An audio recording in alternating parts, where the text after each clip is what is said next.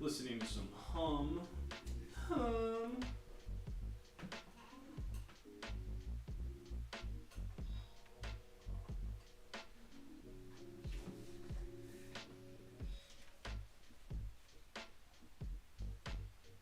How's the lag? Lag good? Alright, cool. Oh boy. I hope this doesn't destroy my neck.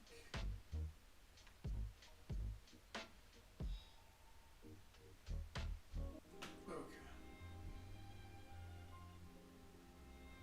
Alright, so how's it going, everyone?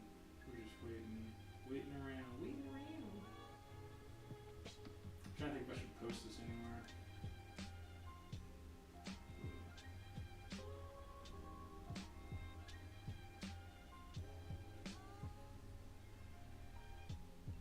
Oh, you know what? One more place.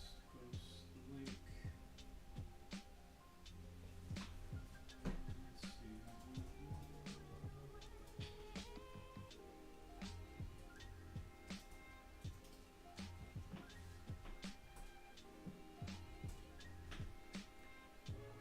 Okay, one more place. Gotta post this, and then we're gonna get to drawing. I got a man's ass to go kick.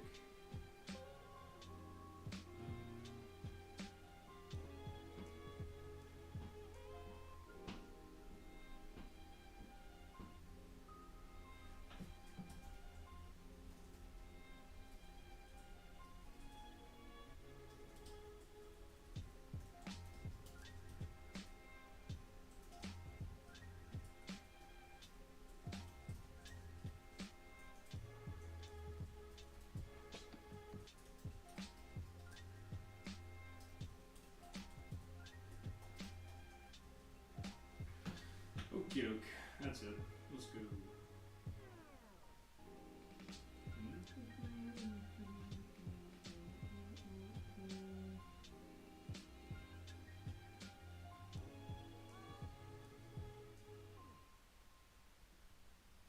Okay. I'm ready. I've been super into Death Stranding right now.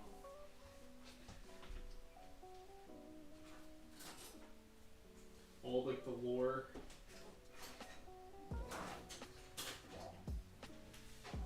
Let's move this. Hold up, sorry. So this is why you go early. This is why you start streaming early, so you can fix all the shit that's wrong with the stream ahead of time. I really want to get a thing for this microphone where like it can like just like hang. That'd be so much better. Hold up.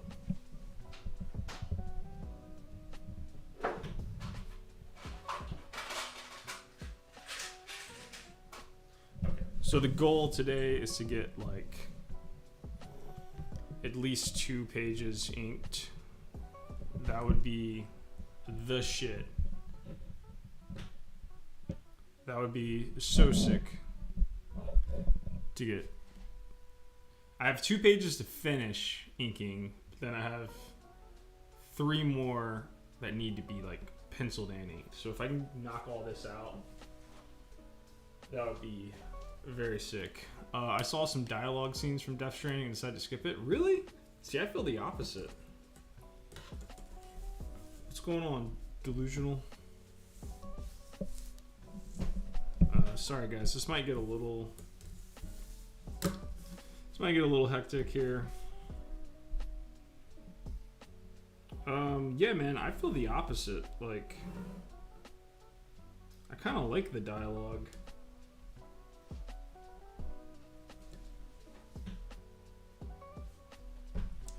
I think the dialogue's pretty cool, personally.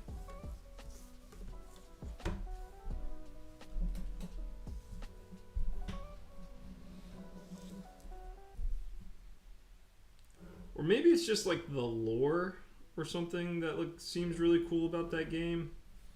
But I just watched like a 2-hour, basically like they told me like the entire story of Death Stranding.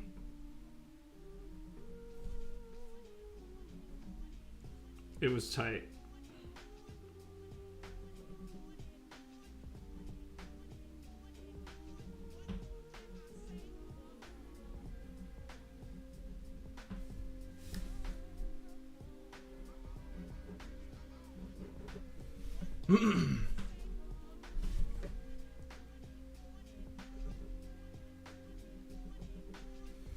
Yeah, I don't know. I just really like all like the characters.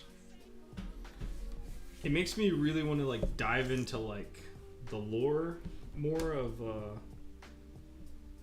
Nosebleed.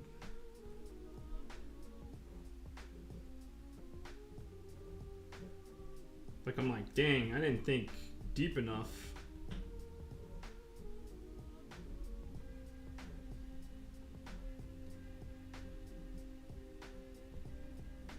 But I guess one thing that Death Stranding probably does that I don't really like is that characters will just talk about their lives. You know, like all of that stuff is like really interesting. Like how Frankenstein is like literally a Frankenstein. I thought that was pretty cool.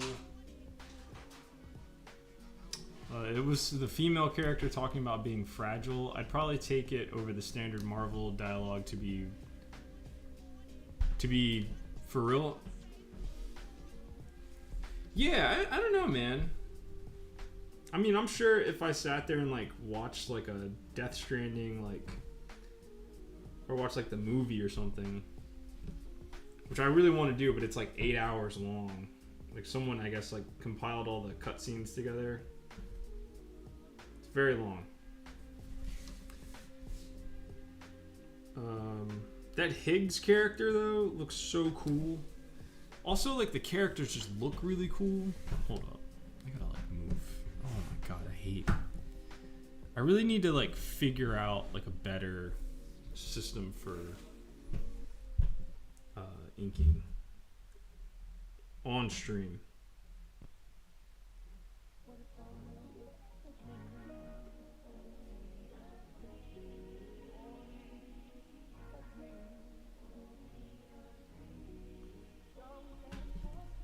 Did you play the game, Delusional?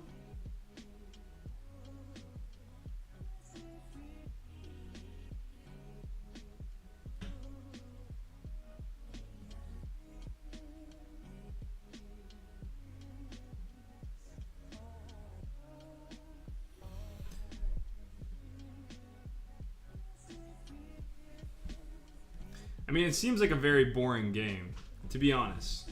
Like, it seems like it should have just been, you know, like a, what's it called? Like an OVA or something.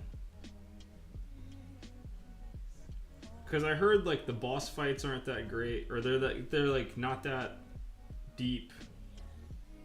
Or, like, what's it called? They're just not very, like, I don't know, I guess the boss fights aren't like the challenging part of the game. It's like everything else, like figuring out like your way around the world is kind of more of like the challenge. And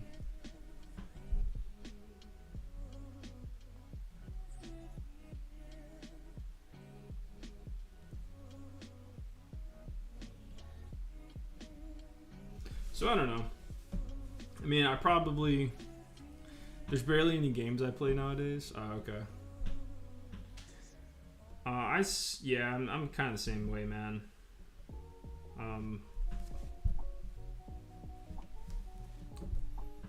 But I like to, I don't know. I like to stay sort of up to date, I guess, or not even like up to date, but just like kind of in the know-how of some stuff. Shit.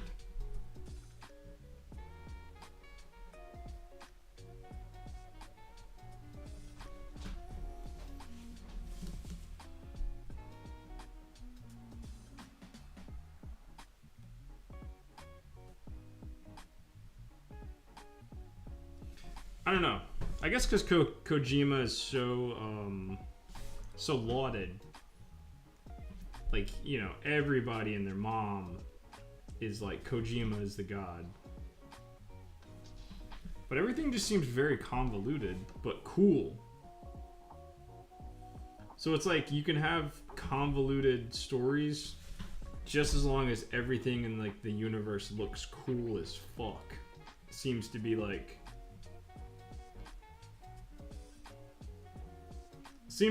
what Kojima kind of does, because like everything in Metal Gear looks cool as hell, but then when you like I'll go and like watch a video on like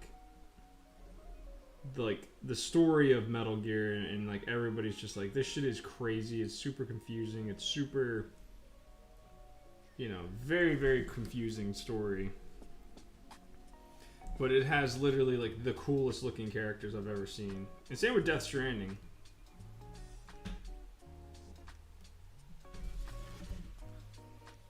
Ooh. Slow and boring gameplay wouldn't bother me. I played Final Fantasy XIV, which is mostly a visual novel, and I enjoyed it quite a bit, but since it's an MMO, it was too much of a time sink for me. I think I'm pretty up to date most things gaming though. There's just no time to actually play anything. Kojima's fan base in gaming is like the fan base of Tarantino. Oh wow, yeah. I feel like, well, Tarantino fan base rules. I feel like Kojima's fan base is more like J. Cole's fan base, where it's like, no matter what, like no matter how boring J. Cole is, like his fan base is like, you know, always gonna come out and support whatever album he puts out, even though they're kind of boring.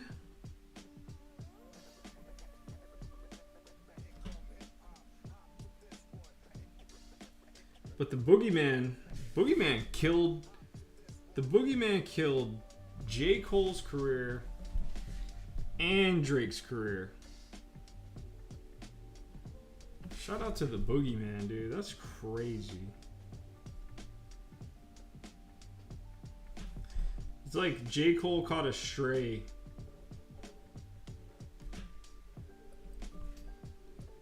By making that weird song about pussy. What's that song called? Like, man,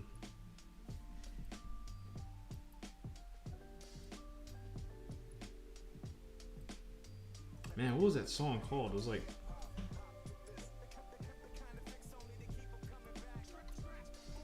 I forget what the song was called, but it was something about pussy. Something about tight pussy, basically. Which is like, yeah, that's cool. You know, I don't really need a song about it. I don't know. Maybe that's just me though. I just was like, I don't really want to. I think it's called Gushy or some shit like that. I don't know. It's fucking crazy. It's like, yo, that's crazy.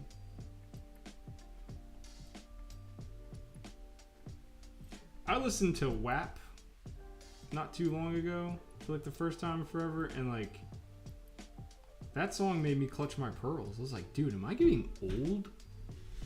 Like, I was like, holy shit, these girls are talking about dirty shit, yo.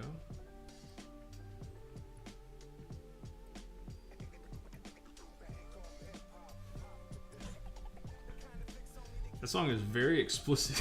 I didn't realize how crazy that song is.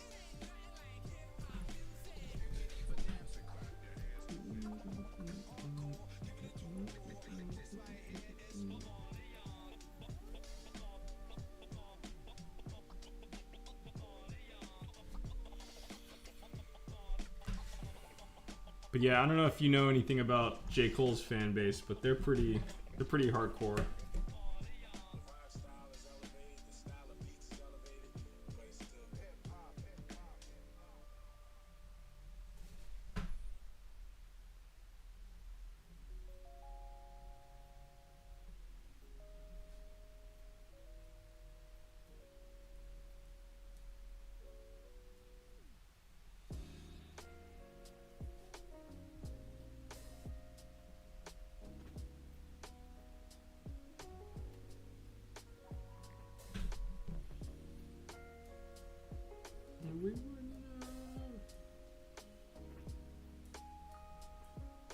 Yeah, she was like rapping about like a dude's dick being like curved at the end. I was like, what the fuck? But it made me respect them. I was like, you know what? That's a level of detail that, you know what I'm saying? Like, all right, that's a level of detail that only an artist can do. Andrew Foley. So for the shadows, do you set up a specific light source or just eyeball it till you've got something that looks right and or cool? A little bit of both. I'm always doing a I'm always basically, when I think of like light, right? I'm always thinking it's either up here or over here. You know what I'm saying? So it's just always kind of cascading downward. But yeah, I just feel like that gives me like the most interesting design elements to kind of play with.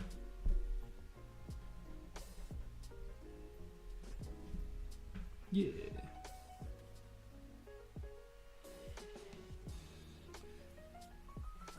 I'm trying to like use up this tombow. It's like pretty much on its last leg. But yeah, I forget where I learned that. It might have been from Sin City. And I usually only try to just use one light source. That way it's just a little bit easier just to keep track of where all the shadows have to come from.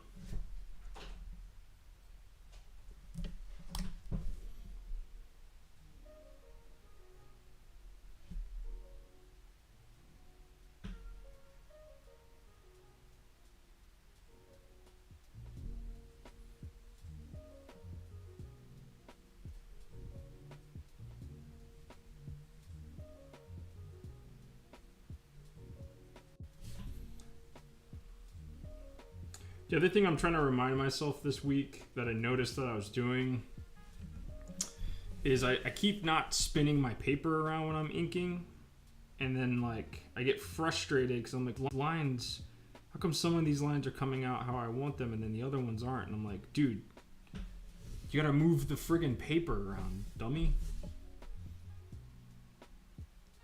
Yeah, so I don't know how I just forgot about that. Like, this is like week 3 of being back I had to move.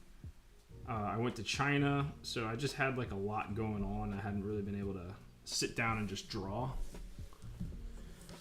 So I'm like, all right, kind of keep having to remind myself of that too. It's like, okay, I forgot a bunch of stuff. I just forgot a ton of things. It's okay. It's totally okay.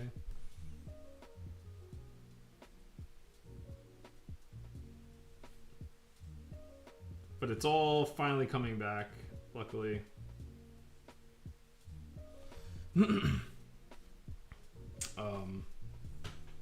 that was like an epiphany I had at a coffee shop this week. I was drawing. I was like, why is my hand doing weird stuff?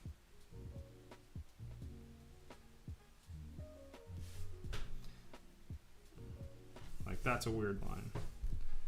This is a good line. This feels good. So now you just always gotta just move the paper to make sure you're always just doing this motion. So much easier, right? I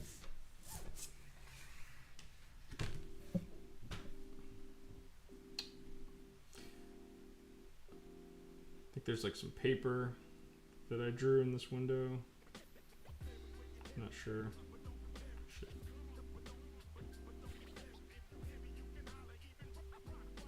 Let's just do it.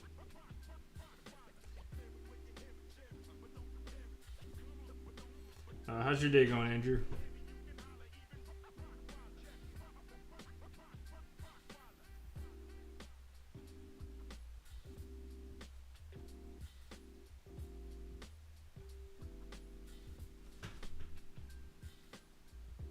See, I'm doing it again. There we go.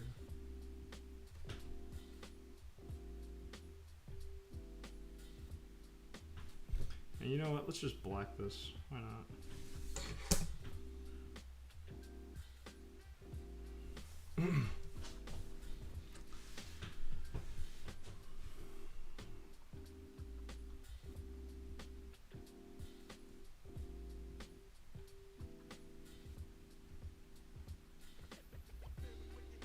When it comes to drawing shadows casted from people, I really just wing that. I know there's like a really like specific way to do it, but it's kind of a pain in the butt.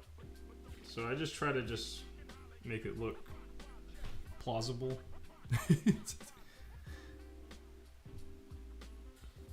And now, so there's like a cast shadow. I drew this cast shadow here, but I don't think I'm going to use it. I think it's going to be a little too confusing. Yeah, I don't know. I don't know what to do.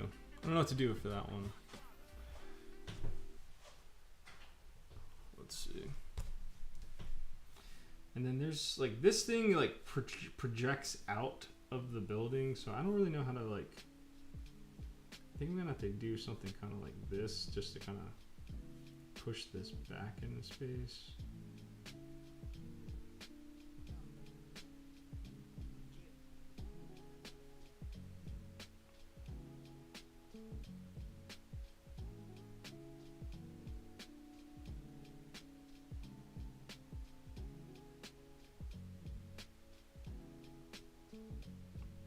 Oh, dude. It is so ungodly hot. It is, oh my god. I'm trying not to complain about it as much because there's like people in New York that like have to be out there all day. We have like a lot of people that are basically just like, you know, they just recycle. So they'll go through people's trash and just like recycle. Like, you know, like grab recyclables and then go, you know, probably cash them in. But like, I look at those people and I'm like, man, those dudes are like, there's like chicks, there's like women too that are doing it. And I'm like, you know what? They're sitting up here doing that, not complaining. They're like digging through trash, not complaining. And like, I have a, you know, AC going. And I have the nerve to be like, oh, I'm not having a good day. Just because I couldn't get a drawing right. Really puts it in perspective. I'm like, geez, never mind. You know what?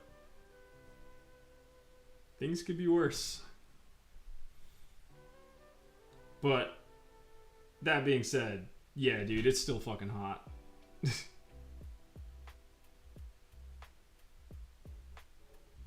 I forget who it was. I think it was like my aunt. My aunt used to have like these really bad back problems before she died. And, you know, she would kind of complain.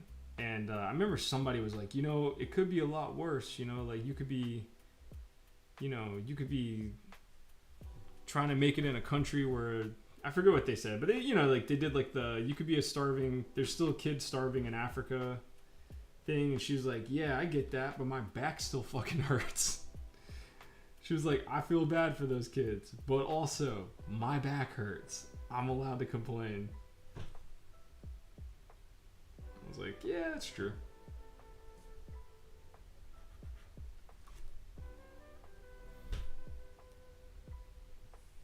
Yeah, that's still true. All right, what are we looking like? And the window moves every panel and the angle of the, whoa, shit. A friend of mine asked, okay, let's see. Other than being stupidly high, how's it going? It's going well. Haven't really dragged myself out of bed though. I know I'm going to melt as soon as I leave the room with the ceiling fan. Ooh, yeah, dude. I feel your pain.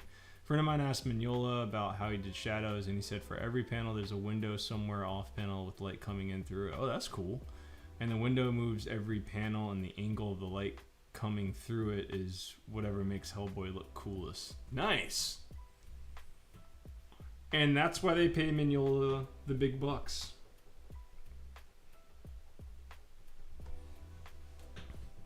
Yeah, dude, honestly, like, I learned a lot from Mignola and Frank Miller. one of the best purchases I ever spent money on is getting the Big Damn Sin City edition. And anytime I really come across any Sin Cities, I like the Lucy's, like the single issues, they're very rare to kind of come by. But anytime I see those, I grab them. Just because it's like, it's a masterclass in studying like noir. That, or like Eduardo Rizzo is another good one to look at for like shadows. I spent like a whole summer just devouring Sin City, 100 Bullets, and that David Lapham book. Man, what is it called? I always forget what the hell it's called. I think it also has Bullet in the title. But yeah, I studied those for like an entire summer. Just sketchbook.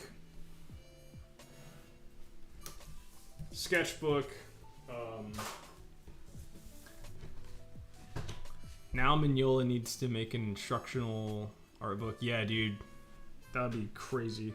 He did some stuff in Wizard where he kind of taught you how he sets up a scene. And just trying to make stuff look as cool as possible. That's something that I kind of lose sight of sometimes.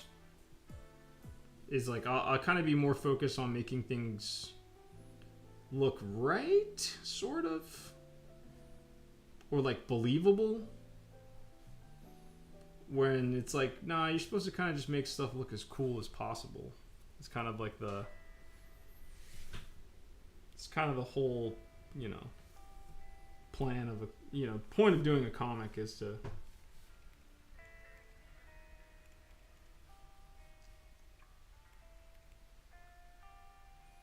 make stuff look as cool as possible.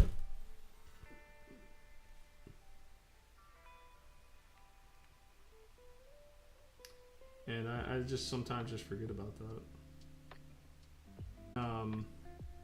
Mignola.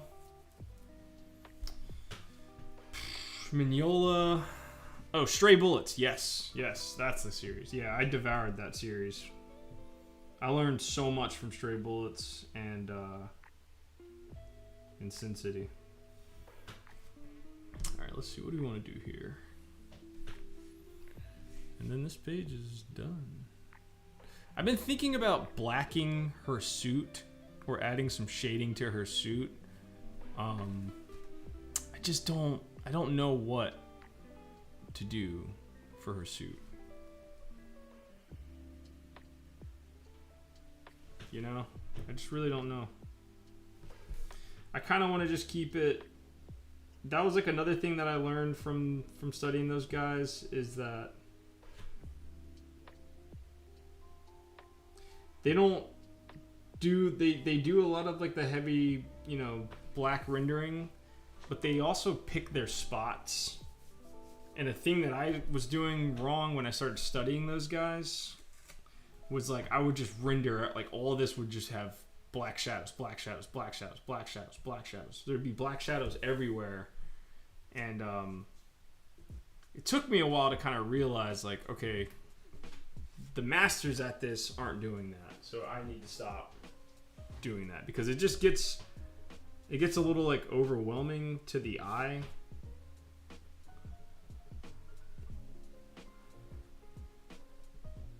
So that's why I chose this panel to really kind of emphasize it. And then everywhere else is just kind of picking the spots, I guess. I don't know, man. Shit's hard. Drawing's hard. I just hope it looks... there's a part of me that's just like, I hope it looks good. I just hope it looks good. But also, I'm also just kind of like, I hope it just reads well. Like, I never want people to get lost. And anytime I show my work to anybody, further along in the journey than me. That's the one thing they always say about my stuff. They're like, well, I'm never lost when I'm reading your work. Like, I always know where the characters are. I always know what's going on. Now you just got to get a cool style, was what the last portfolio review I got. That was what was said. Like, get a cool style now and you'll be golden. I was like, all right.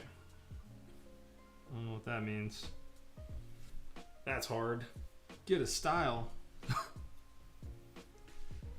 Alright, that's pretty dramatic, right? There's something, I don't know. This could be like a moment of rest, but I don't know. I kind of let me fuck around or mess around. And then I need to letter these pages, which I'm gonna do probably off stream because I'm pretty sure you guys don't want to watch me letter. Probably very boring. Let me know if the stream is skipping, right, by the way, because okay, I just opened my door and now my streamer just went back to being green. So anyway, I think sometime this year Frank Miller will be a guest at Ryan Benjamin's Comic Pro Boot Camp. So he'll look over your shoulder while, holy shit, what's this Comic Pro Boot Camp? Do tell, Delusional Hobo. I'd love to go to that.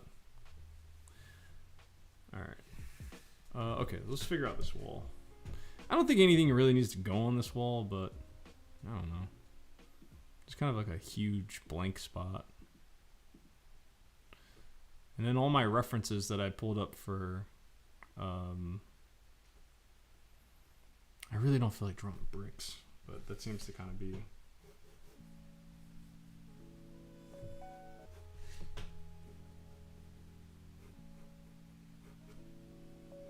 Seems to kind of be the move.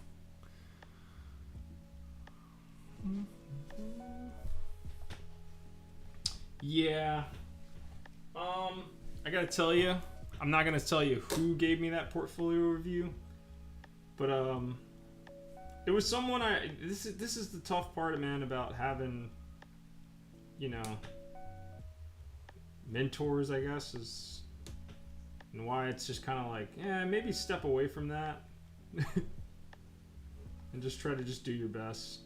But yeah, you know, this guy was like, hey, doing portfolio reviews, and I was like, you know what, let's get a portfolio review going. It's been a while, I haven't had one in forever, so I did it and it was good, you know, really good insight. It's kind of nice to be reminded of like what's working and then what's not working. Especially by, you know, someone with someone with a better set of eyes. Yeah, see, I don't know about this. This is gonna look, well, let's see. This line's good, this line's good, this line's good, this line's good. Let's maybe adjust this line just a tad. That was totally a line from, anyway. Sorry, ADD brain. But yeah, so I got the portfolio review, and it was tight. Like, I listened to the person's advice. They were kind of like, you know, told me some things. They're like, stop looking so much at like your at the people that you like, and start trying to figure out like how you draw. And so I was like, okay, cool. And like, I've been doing that ever since. And then when I finished Nosebleed, I was very excited to send them. I was like, hey, look, I'm gonna send them my, you know, fruits of the labor. You know, I listened to this guy's advice the entire time I was you know, working on Nosebleed. And then I emailed him. I was like, hey man, like, not trying to bother you, like, here's like just wanted to send you a copy of the book. You know, I really took your advice to heart while working on it. And you know, just in my head, I'm just like, oh, this is gonna be like such a cool moment. You know, this guy's gonna be like, yo, good job, man. Like, you listened to my advice. The work looks great. You know, good job, kid. And then I sent him the email, and he was like, yeah, let me check it out. And, this is a very busy guy. So I wasn't expecting, to ever hear back really after I sent the book. And then, because I was even like, dude, I'll just send you like a physical. Like, I'm not expecting you to sit there and read it.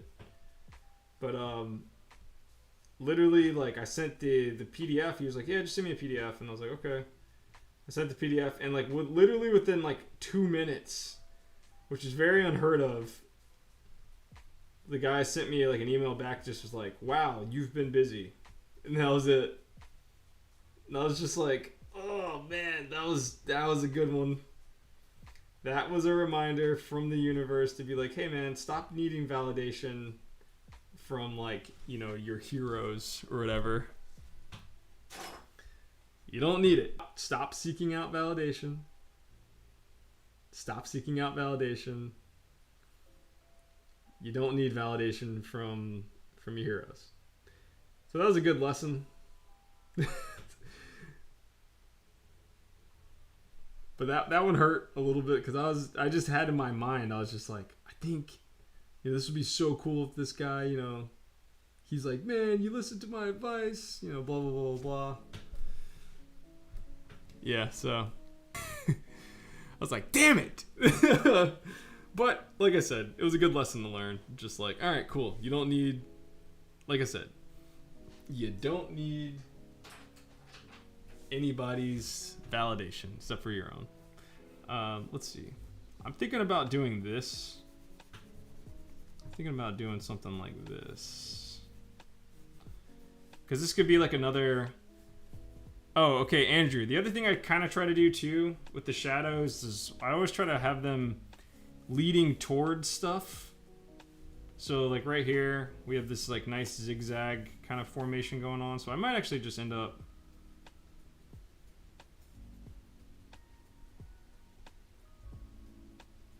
doing something like this. Let's see. Delusional hobo, no comment. No, don't worry. No. Oh yeah, I'm a big believer in getting other people's feedback, especially pros, but if they can't offer tangible suggestions for actions to take, well, it's just not ideal. It's still a cool thing, though. Yes. Totally agree. It's one of those things that, like, it can go really well or it can go really badly. And, like, honestly, that interaction wasn't, like, bad. It was just like, all right, cool, Just, like, a nice reminder of just, like, look, man, I'm just going to repeat it. Because I've been really trying to hammer that to myself this week of just like, you don't need validation. As cool as it would be, you don't really need it. Let's go with this. All right, there you go. Okay, so I just have to line this page and letter it. So let's call that one done. Back to this page. But yeah, I am also, Andrew, I'm also a big proponent of that stuff too, but the longer I'm doing this, the longer I'm just like, all right, just do your thing, man. Just do your own thing and, kind of hope for the best.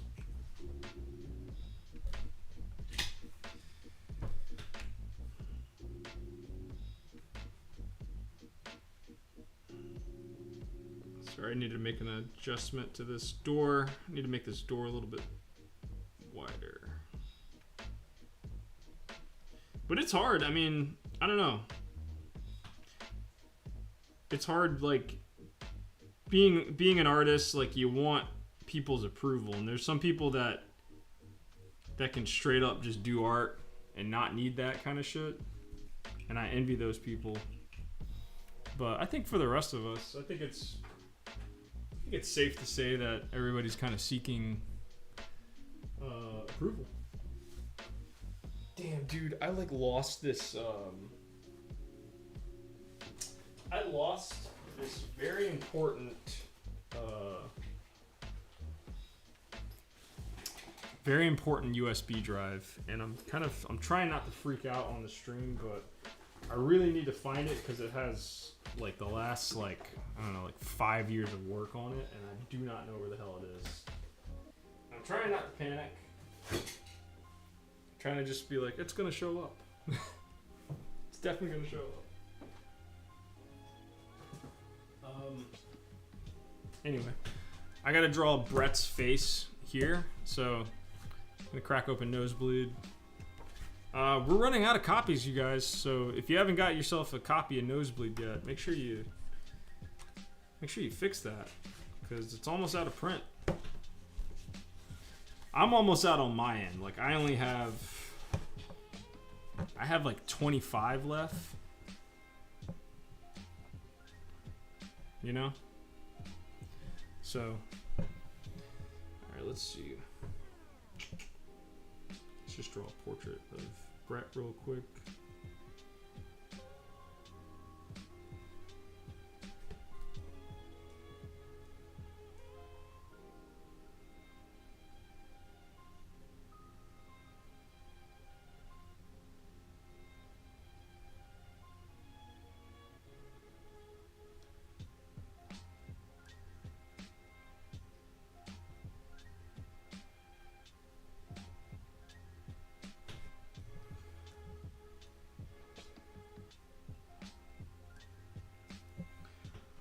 Let's see. It'll show up once you've accepted that it's gone forever. Yeah, that's usually how life works. Super dark.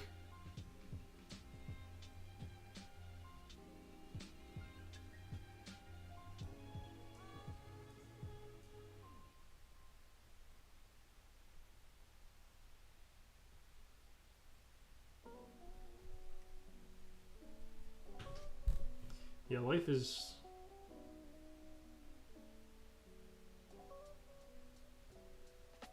one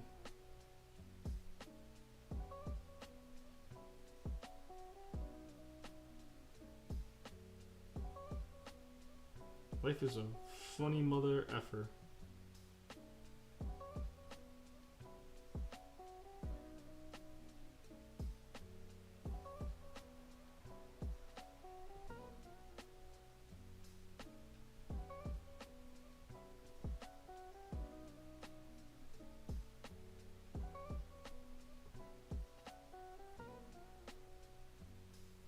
Life is one funny moth.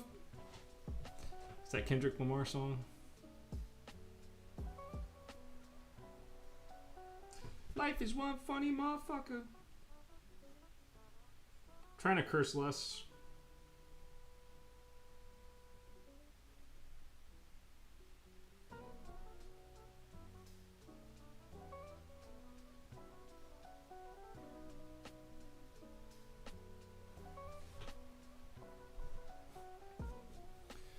Okay, cool.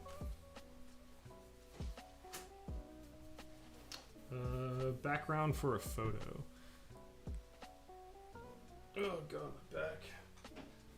I should draw him like standing in front of the Rocky statue. That'd be kind of funny.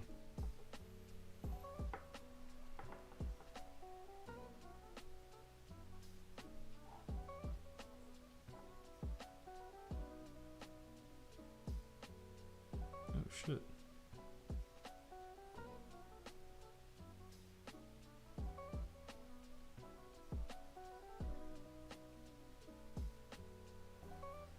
Okay. Oh, cool. Alright. I need just like a background photo real quick. Sorry guys. What are you guys listening to these days?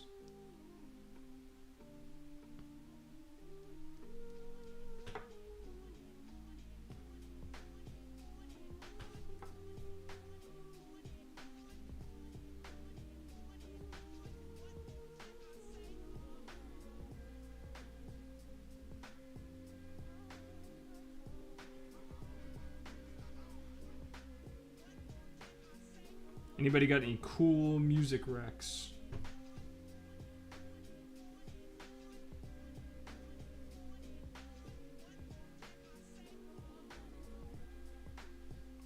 I got a rec Check out this show called Under the Bridge. It's dark. It's about these kids that end up killing another kid. Oh, it's so good.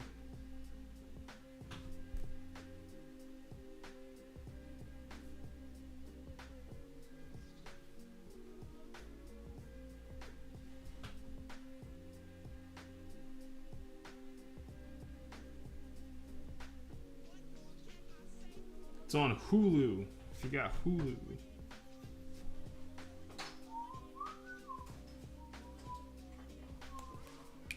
I'm listening to ambient soundtracks on loop. I should do that.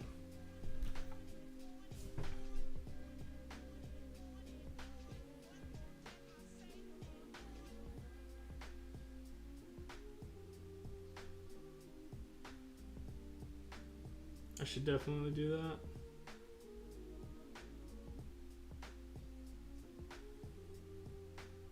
I downloaded Brian Eno's one album. Was it Music for Airports? Such a sick, that's like one of the coolest names for an album.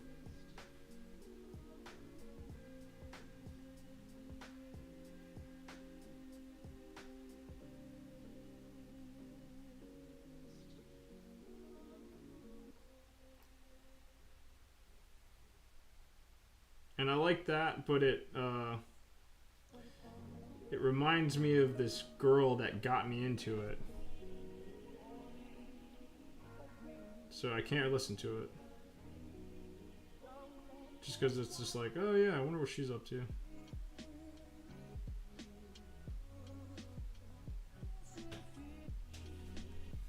I wonder what the frick she's doing.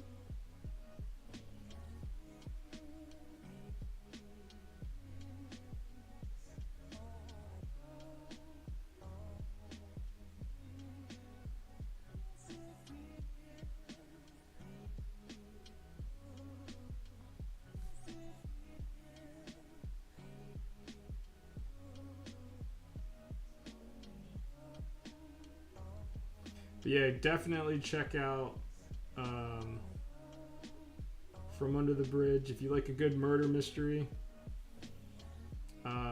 It's weird because it's like they give it away like very quickly.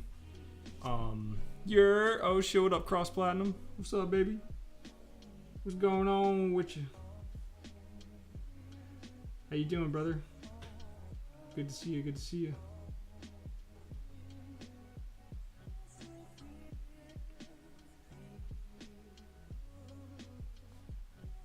This is way too many power lines, but it's Philadelphia. There has to be power lines. All right, cool.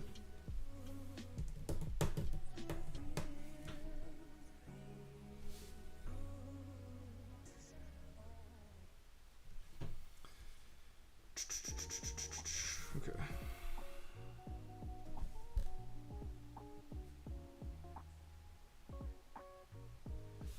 I've been working on Urges 2, back at it again. I really can't wait to show you guys pages from that.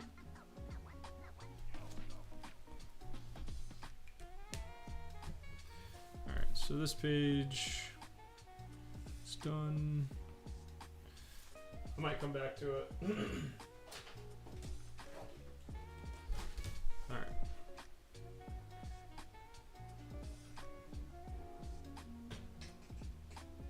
Just need a piece of tape.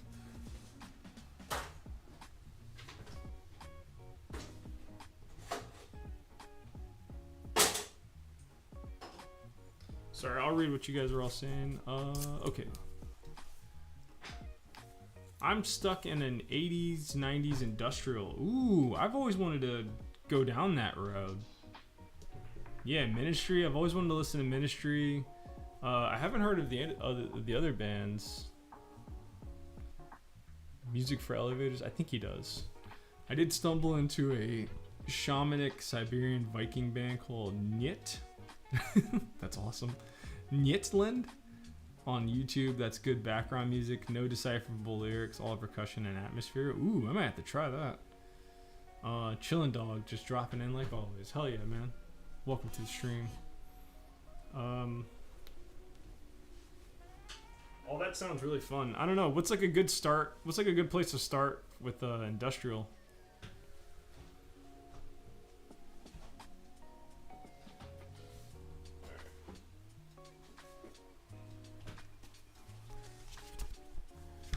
This one's going to be a little bit of a challenge because I did not design. Oof. Yeah, this is definitely going to be. It's fine. We'll be alright. Alright, I just got to get some references real quick. That was what I was supposed to do before I started streaming. I was supposed to get all these references together. I did not. Oh, we'll be fine. It's fine. It's just going to be a slow stream. For a little bit. Let's see. Microphones.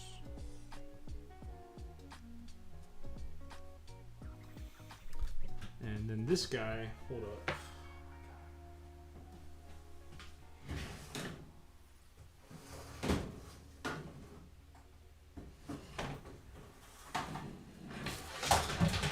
I gotta dig into the nosebleed vault. Some of these characters, I forgot what they look like. Okay. Got ourselves a fat chief. Gotta draw him there. So we need to keep this out for ref.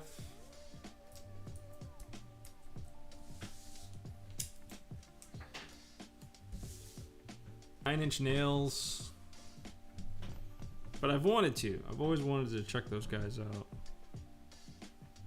What's other good like industrial? Ministry. I only know of Ministry because of a Aesop Rock song.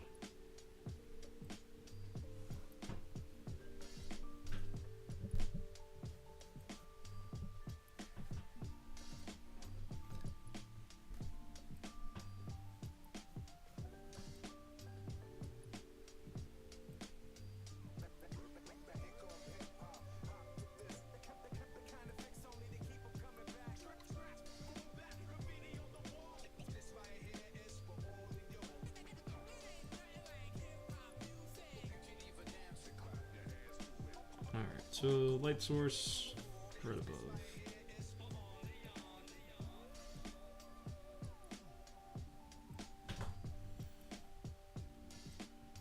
I gotta like look at some I gotta like look at microphones while I do this one.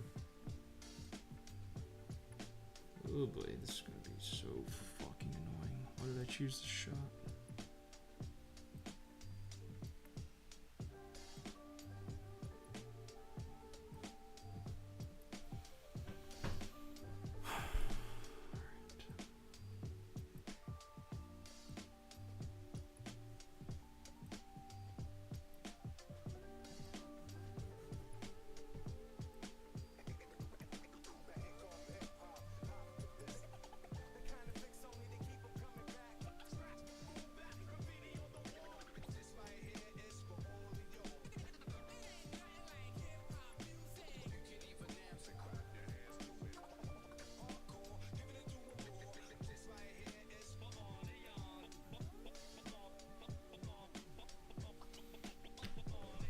I suggest Ministries. The mind is a terrible thing to waste. Ooh, okay.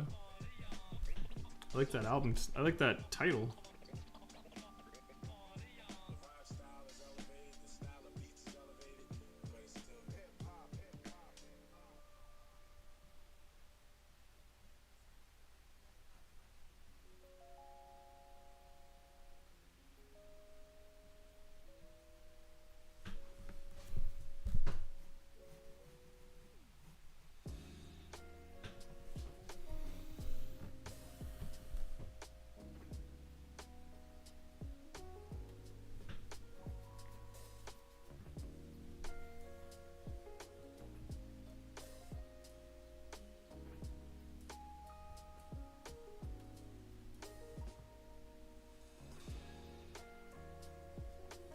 My editor was like, you drew this chief to look like Benjamin Franklin, and I was like, she's like, you're really pushing the Philly thing on this, huh? And I was like, I didn't even realize that he looks like Benjamin Franklin.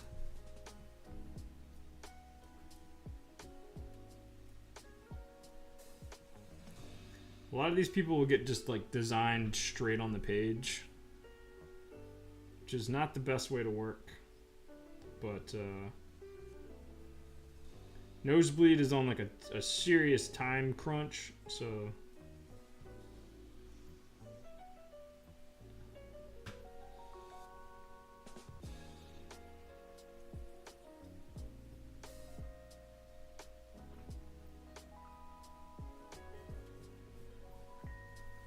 it's kind of fun to just go for it, you know?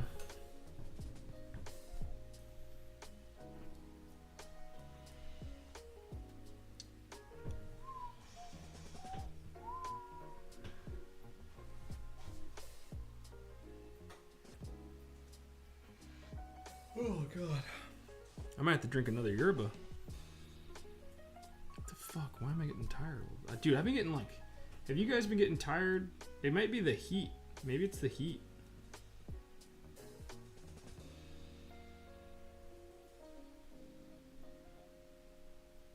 But like, I've been getting like so sleepy, like mad earlier than I normally do.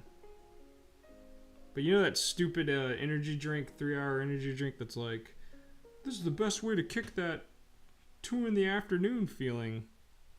And I always kind of thought that was like BS, but it's been happening lately. I'm like, damn, dude.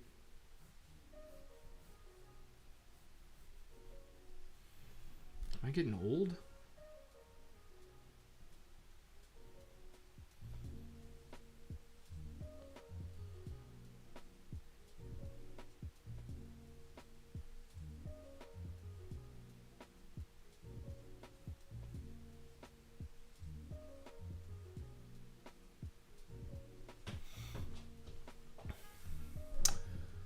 I've had days where the past weeks where I've felt extremely weak. Yeah, me too. I'm not trying to be Mr. Me Too, but like, yeah, I was getting worried because I'm like, dude, I think I might be like sick or something. Like, I feel so like out of it. I've had like a sore throat for like 2 weeks. Like ever since I got to New York, like the second, pretty much since the second night, I've had like a sore throat every morning. And I'm like, yo, dog, for real? But I hung out with somebody last night and they were like, yeah, it could just be you just getting used to like the New York air. I was like, oh, geez, is it really that bad?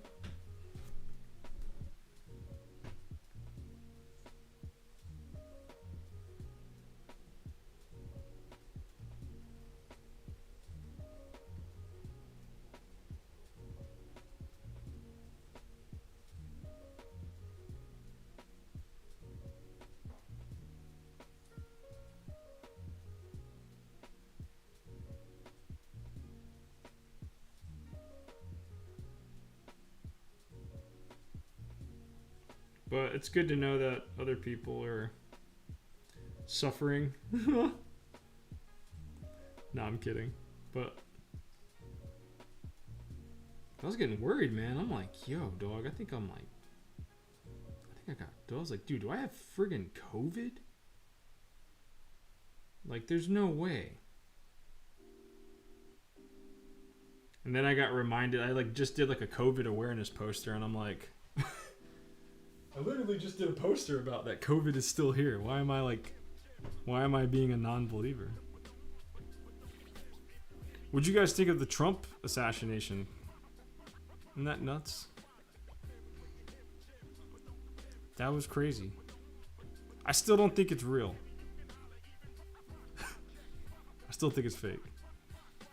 But, it was crazy. Hold on, I'm trying to put some music on. Your suffering comforts me. Yes. Give me all your suffering.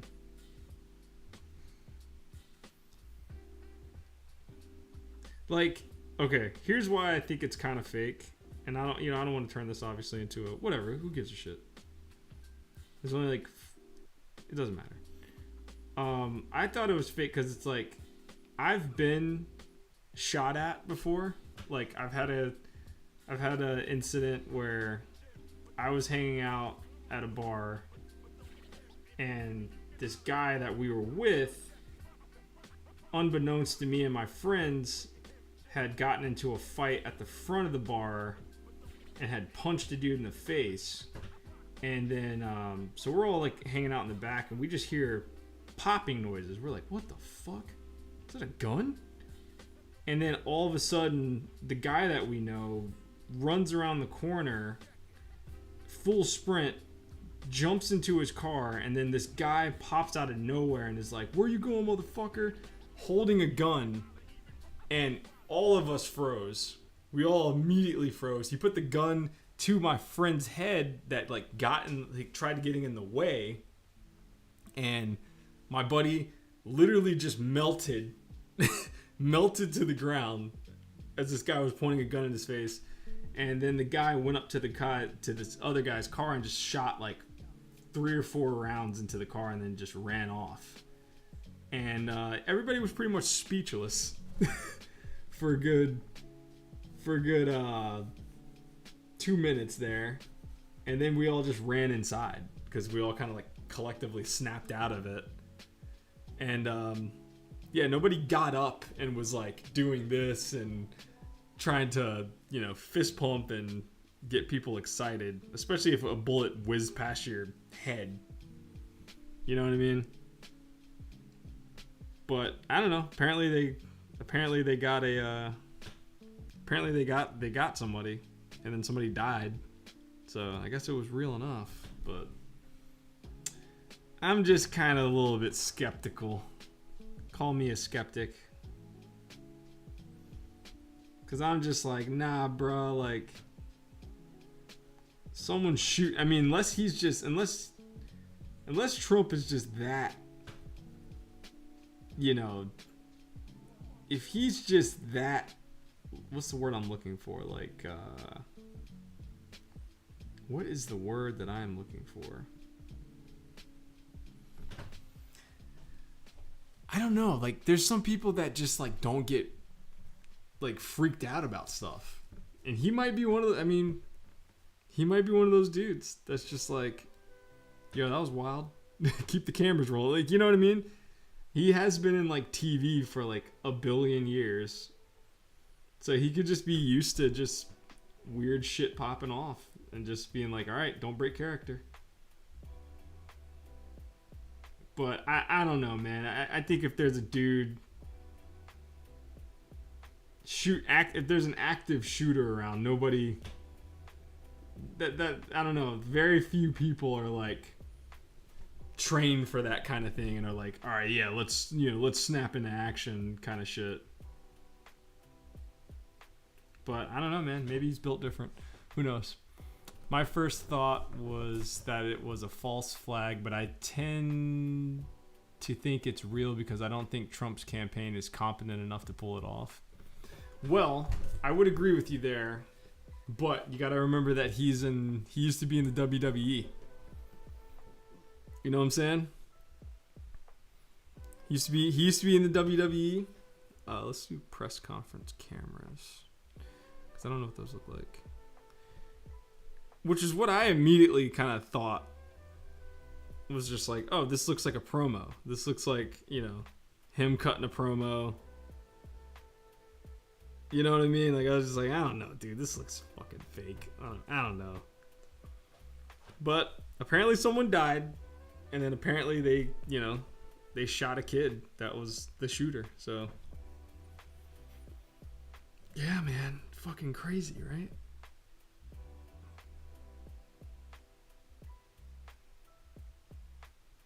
Isn't that crazy? I guess the one thing I will say is that I'm glad that the kid did not. I'm glad that Trump didn't die, because that would have just been really bad. But there's people that are like, I wish, you know, man. There's people that are like actively wanting this dude to die, and it's like, yo, dog. It's fucking crazy. How you gonna wish death on somebody? You're not supposed to do that. I don't know. Whatever. It's just been on my mind. I like good conspiracy theories. I like a conspiracy theory, so.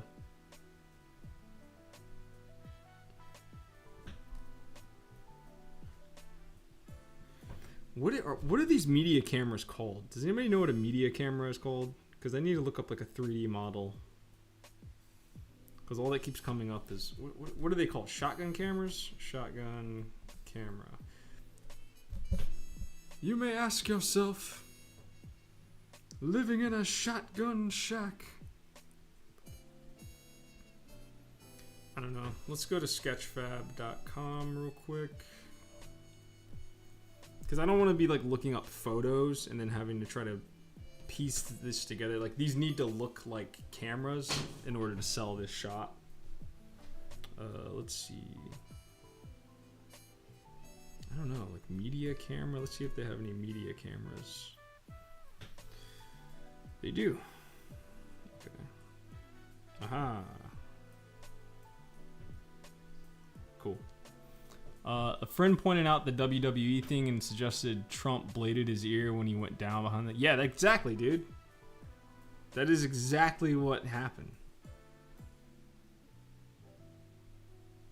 I'm just like, dude, if a bullet whizzed past your...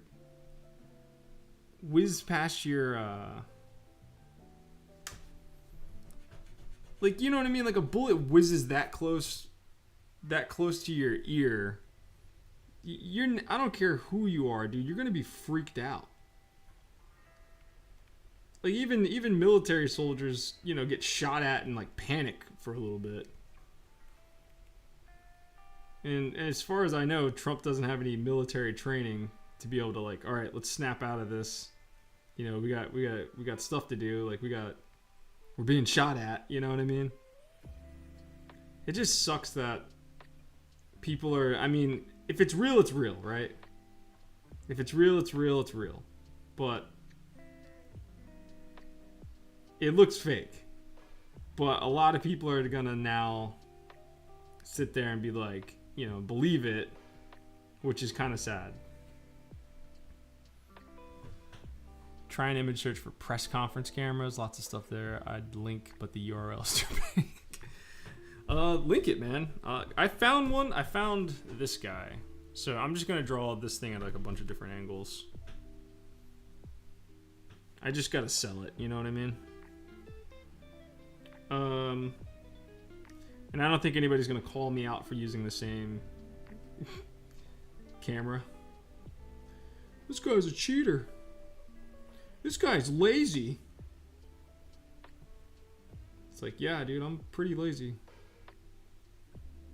Never tried to hide from that. I'm a pretty lazy person. My girlfriend, my fiance, Jesus Christ.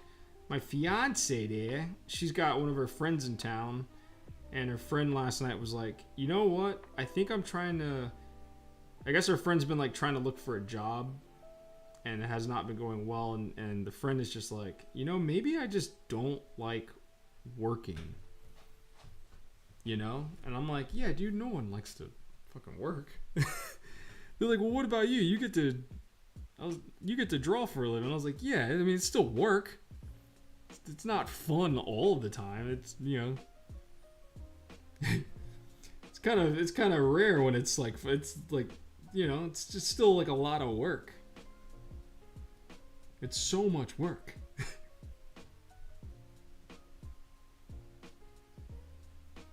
But they were kind of feeling bad. They're like, I think maybe I'm just like lazy. It's like, nah, dude, you're not. I mean, maybe, but nobody likes to work. Except for, I don't know. I mean, some people do. But I definitely empathize with them because I was like, man, I'm feeling that too. Like, my main gig is doing like storyboards and stuff right now. And I'm kind of like, dude, I kind of hate this. And I'm like, does that mean I'm just like lazy? Am I just like a lazy motherfucker? Try image search for press conference cameras. Sorry, I already read that. I felt their pain though. I was like, look, homie, I feel you, dog. That's like kind of like the thing with like the American dream, right? Is like you can make your dreams come true, but there's still work, you know, and they still involve a lot of sacrifice, and a lot of the times you're just like, holy crap, this is really hard. Why is this so freaking hard? I'm gonna not say that's what she said, even though that's what I want to say, because I'm an immature person.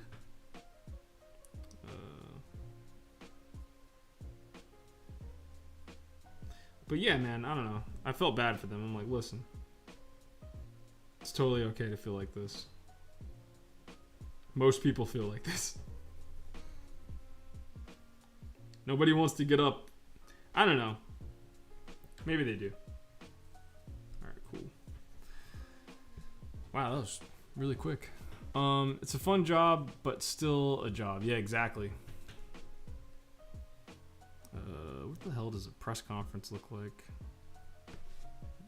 Let's see. Police press conference. You guys are getting you get to see how the sausage is made. See, nowadays when like I thumbnail, I just thumbnail like what I want, and then later I go and look up like what these things actually are. This page right here is going to be a pain in the ass because I'm going to have to look back at moments in, but I'm kind of trying not to be lazy like that. I feel like that's a little lazy. I feel like that's a little lazy. Alright, I found some stuff. Let's see. We can cheat and we can just do lines, it looks like. Cool. Where's my internet acting up? Internet's acting crazy right now. Come on, man. Why can't I click anything? What the fuck?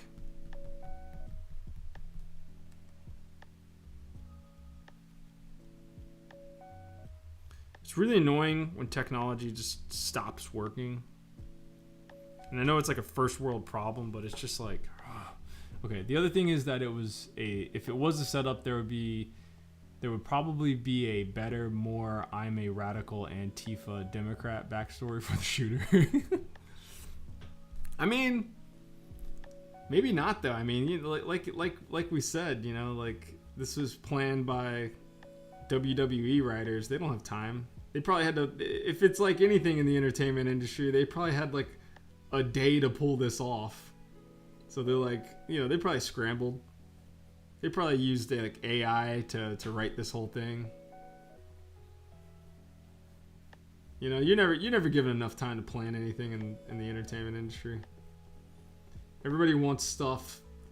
Everybody comes up with shit last minute, and then they want you to drop everything and knock it out. It's like, yo, that's the main thing I don't like about my job.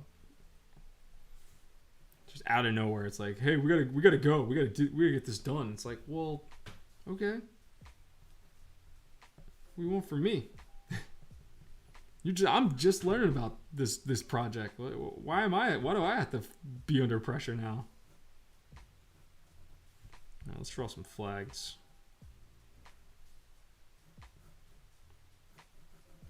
My boss does this thing where he says, let's go full-fledged with the project this week. And I'm like, what the fuck does that mean?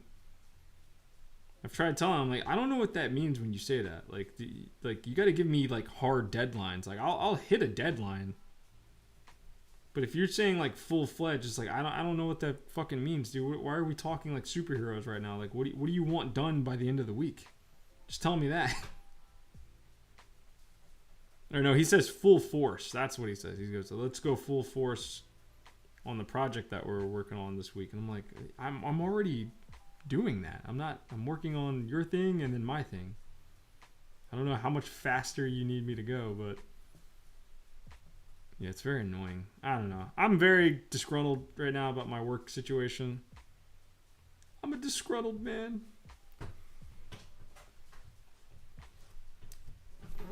Look at this. Look at this.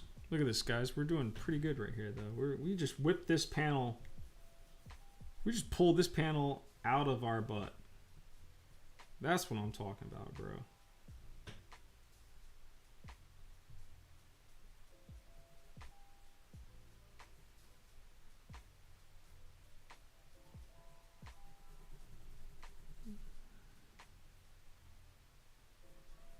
These are some of the best flags I've ever drawn. Yes. Alright, so the rest of this will just be straight lines.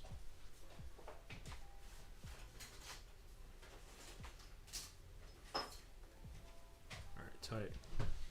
Full force, that'll be an extra $4 an hour. Yeah, exactly. Well, it's just like very annoying. It's like, what the fuck are you talking about, man? I just don't, I'm like, I don't know what that means. Like, you know, I'm not trying to be difficult, but I'm like, yo, like full force what? I don't need to pencil these lines in. All right.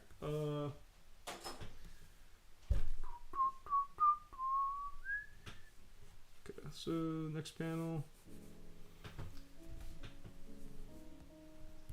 You know what?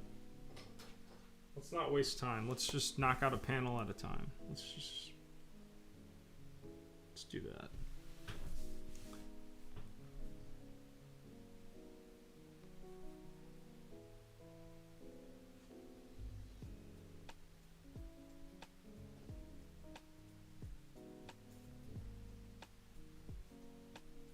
If you guys haven't used one of these, definitely get yourself a mangaka flexible fine. This thing freaking rules.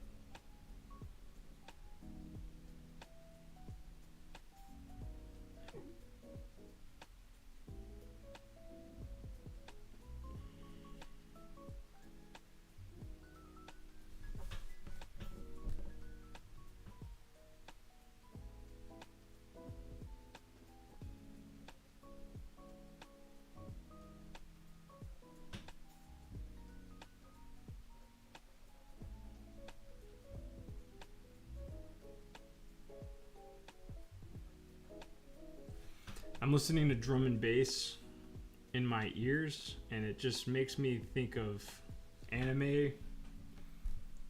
When I listen to drum and bass, it just makes me think of like anime on a Sunday, on a Saturday night. Everyone else in the house is asleep, and I'm watching like Ghost in the Shell or something.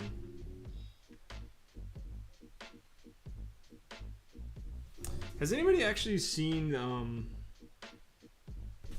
Ghost in the Shell, like the TV show? I've tried giving it the old Honest Abe try a couple times, and for some odd reason it never stuck with me like the movie. I think the show just isn't as like brooding as the movie. And I like the broodingness of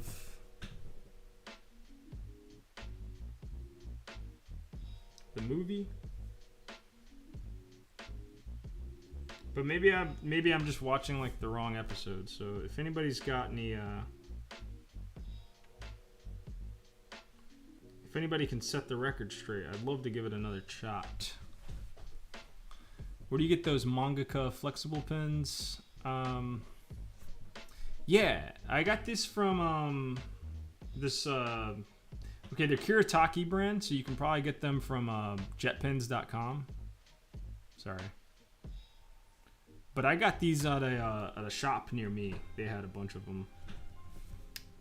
They're not cheap. They're like $4 a pin, but they are pretty sick. Basically like a tombow, but I don't know, it's just a little bit more flexible, I guess. I don't know. I like it. I bought it just to like kind of have it, just to kind of fuck around.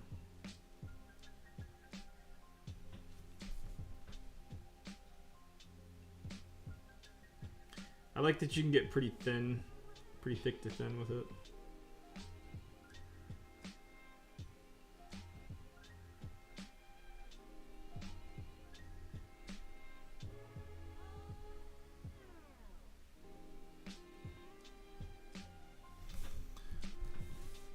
Let's see. I had the same issue. Loved the 90s movie. Couldn't get into anything else. Did you see the trailer for the animated Terminator? Did not yet, but I've been meaning to. From what it looks like, it looks pretty sick. And I think, was it Studio IG worked on it, right? Sometimes that studio is like hit or miss now. Because like that studio, I feel like they only used to just make Ghost in the Shell shit. And now they kind of make everything, because I think you just have to do that now in the animation industry. It was so cool, like back then, like Madhouse and all those guys, they were just like known for things.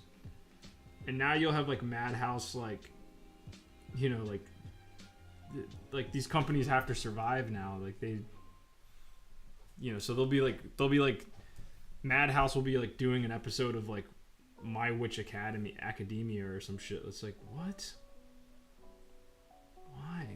Or like that dude that did like Ninja Scroll, like he can't make movies anymore, but he like directs like episodes of just like bullshit anime. Sad state of affairs.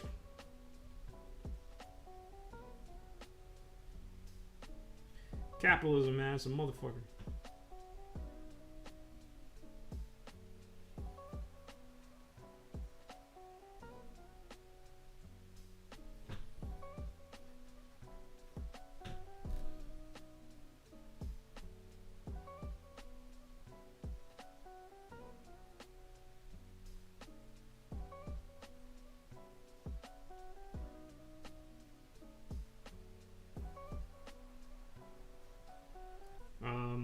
What's his name?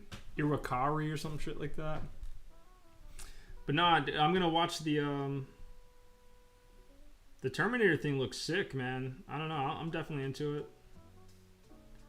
I started watching that Ninja Kumai show right before I moved, so I haven't gotten caught up with it. But I heard that show starts out really well and then just completely falls apart. But I liked like the first couple episodes that I watched, especially that first episode's brutal. But apparently that show falls off the rails.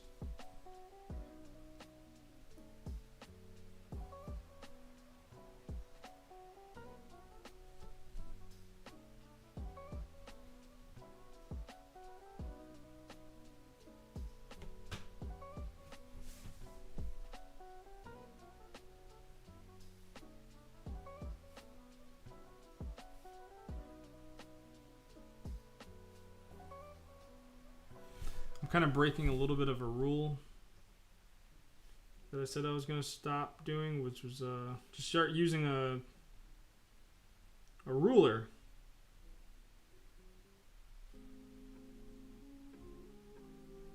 But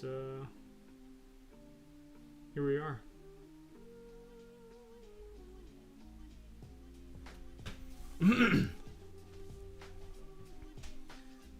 From what I've seen though of that Terminator show, it looks really cool.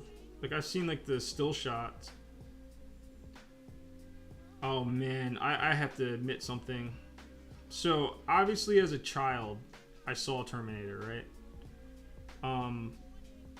But I never revisited Terminator in my adulthood until about 2 months ago.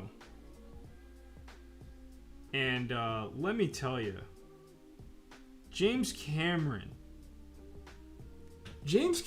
is the fucking man. I don't know why I always forget this, but like James Cameron rules. Like, and for some odd reason, like him and Spielberg, like every time I think about those guys, I'm just like, meh. Why would I ever want to watch Jurassic Park as an adult? And I'm like, Or like Terminator. The movie's called The Terminator. How good can this movie be? And I put it on as like a joke, just to like get some sleep. A couple months ago, and the movie was fucking amazing. And like the entire time I'm sitting there, I'm like, I don't remember this movie being this good. Like as a kid, I was like, yeah, the Terminator's tight. Obviously, shit rules. Arnold rules. Like, obviously, this movie, you know, it's a cultural phenomenon for a reason, right? But I just never, I was just like, why the fuck would I watch a movie called The Terminator? There's no way that this movie is held up at all. And man, let me tell you, the movie is so fucking good. And I'm about to revisit Terminator 2. I cannot wait, because I heard Terminator 2 is even, you know, like 1,000 times better than the first one. And, God, it sounds so bad to say this shit out loud, but that was like another one, you know, I watched as a kid. Like, it was just on. Like, you know, when you're a kid, you have like 5 VHSs. And for some odd reason, we had that one on VHS. And my brother was like super into it. My brother's like super obsessed with like science fiction and shit growing up, like most kids in the 90s. So, you know, I'd be watching it, but you know, you're not really like I'm a kid, you know what I mean? There's only so much of like, there's only so much you can really kind of take in, I guess. I don't know. At least for me, like I often find that I have to go back and you know, kind of relive this stuff and really get more of an appreciation for it, or just be like, okay, I was completely out of my mind, this show sucks. Like stuff that I loved as a kid, you know. But yeah, man, just a nice little reminder of James Cameron, the man. I still haven't seen Avatar 2 yet. I still gotta go see that. That's another one that'll, like, you know, I don't really get my hair cut that often at barbershops. But when I do, they usually have FX on the TV going, and so FX literally just like, I don't know how this channel is still alive, but they only just play like Fast and the Furious, Speed Racer, and Avatar. So every time I go to get my hair cut, I'm like, Avatar's on, and like at first, like, you know, I see the movie. I see the blue people and I'm just like, oh my god, this is the dumbest shit ever. And then 2 minutes later, I'm hooked. I'm like, oh my god, this movie rules. Look at the graphics. The graphics still hold up. That movie came out in what, 2007?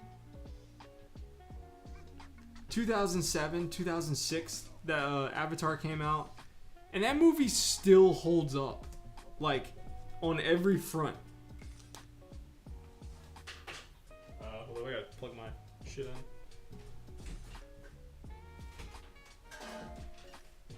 That movie still holds up. Like, it still looks cutting edge. I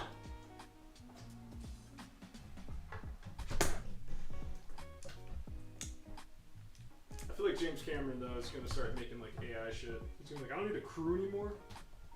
I don't have to pay anybody anymore. Like, yeah, dude, I'm going to go make some fucking movies.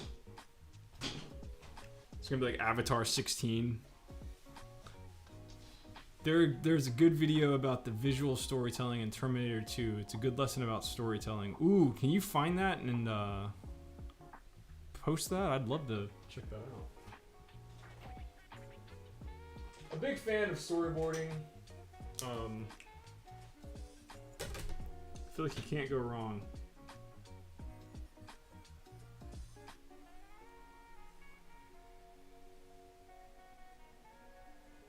You can't go wrong looking at some boards.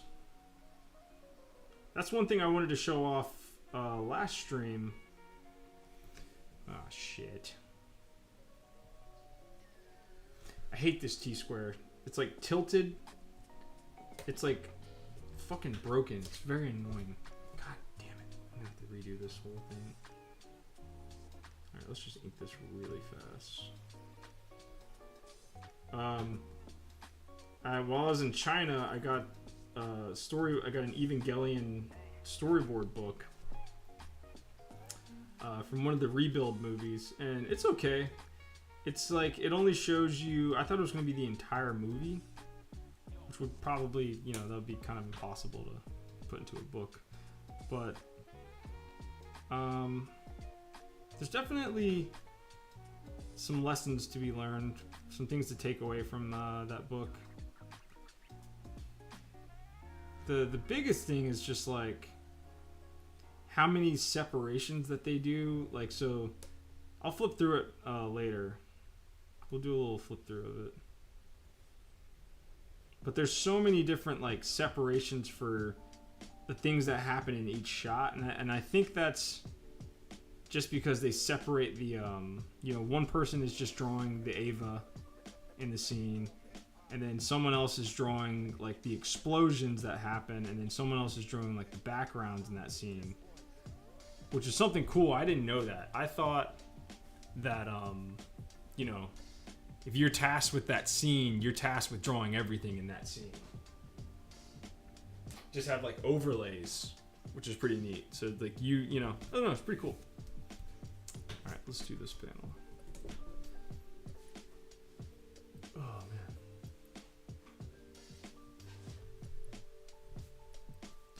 Now I gotta draw a goddamn. Laptop. What does a laptop look like? Oh my god, you guys. Okay. Something else that came into my life this week. I started training again. Started doing Muay Thai. I started doing Muay Thai again. And it's been great. I said I wasn't going to spar. Of course I sparred already. I'm back in it. Very much back into everything. Nah, I'm joking. I did spar though. It was fun. It was nice. I sparred with a coach at the gym. He knew what he was doing. It was very nice and relaxing. Things got a little rocky when I went with people that haven't sparred that much. Just because like I just totally forgot about that squirrely energy, and I hadn't been training for a while, so a thing that I notice is like when you're fighting someone that's kind of being squirrely, it makes you squirrely. Like you just start doing weird jittery like movements because you don't know what they're about to throw because they're very hard to read. But my training took over, which was nice. My training was like, hey man, like, what are you doing? Just, stay calm, stay in your position, like, stay in your stance, like, trust your stance, trust your guard, like, So it was nice to be like, oh, cool. Like, I didn't freak out because this other guy's kind of freaking out. Like, I was just like, all right, take a breath, and then just get back in your stance. So that was cool. Nice little trip down memory lane. I think my plan right now is to just kind of hop around gyms for a little bit till I find the right one. Because what I did last time was, I asked my coach at my very first gym in Philly. I was like, hey, like, I'm moving to Chicago, like, where should I go? And he was like, you should go here, and gave me a good recommendation. But I kind of wish that I had just did the rounds a little bit more. Not that anything, like, I don't hate my old gym or anything like that, but just to see how other, because what I did was I just was like, all right, well, I trust my coach, so I'll just go with this gym right here. And then I just stayed at that gym till I was kind of done with Muay Thai. And you meet other people at other gyms, and it's just kind of a good thing to see how other gyms work, and like how they function and the different like combinations that those other gyms will make you do. So I did like 3 days at this gym here down the street from me, and now I think I'm gonna go to this other gym in Queens. Check that place out. Cause that's the other thing, man. Like, when you sign up for gyms, man, you sign a fucking contract. And so, like, if you don't like it, you know, you gotta go through this kind of like rigmarole. It's malarkey, as the president says.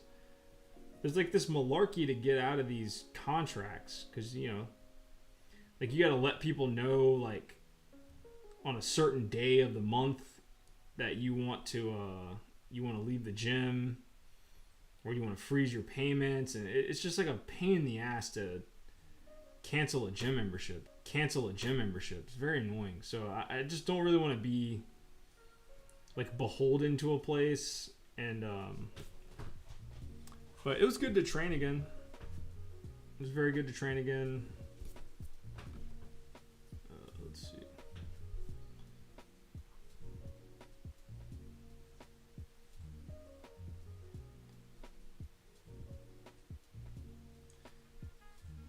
I was not expecting to spar. Oh, I trained in, you know, Chicago and Philly. He's like, man, you got good movement, and like, you move like this other guy that we got here, and you move like this guy. And I was like, oh yeah, I know those people. Like I've trained.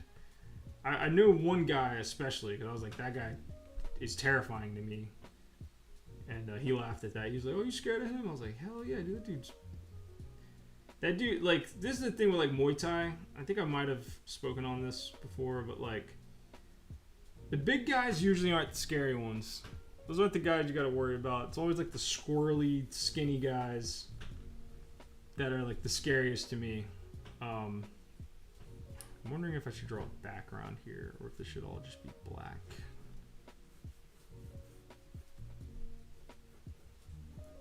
And this particular person we were talking about is one of those guys that's like nice, but fucking terrifying. Like, I wouldn't want to fight him. I'd be a little worried if I had to get into the ring with that guy. Not a little bit worried. I'd be pretty worried. I'd be like, this is gonna suck. I'm gonna have to really try to not. I mean, you're always trying, obviously, but like, you know, I don't know. There's just like certain people you're like, okay, I think I can handle this. I just have to look out for this, and this. And then there's certain people where you're just like, I'm really gonna have to like be on my like A game on this one. This one, the second I slip, this is gonna fucking suck. Alright, let's look up a library. Oh, it's 333. Make a wish. Let's make a wish. I wish to get all these pages done by Sunday. Boom, that's my wish.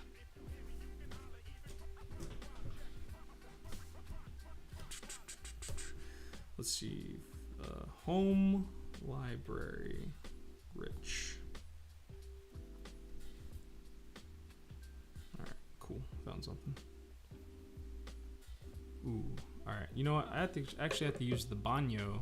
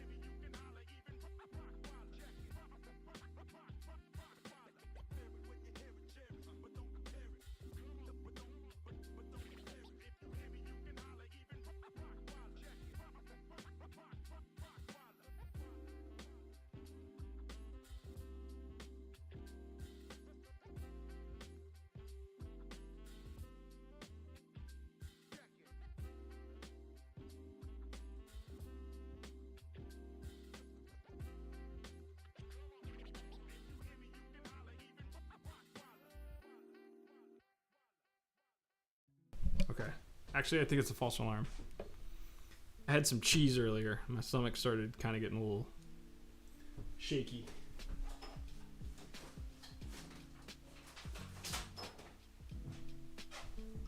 All my lactose bros know the struggle.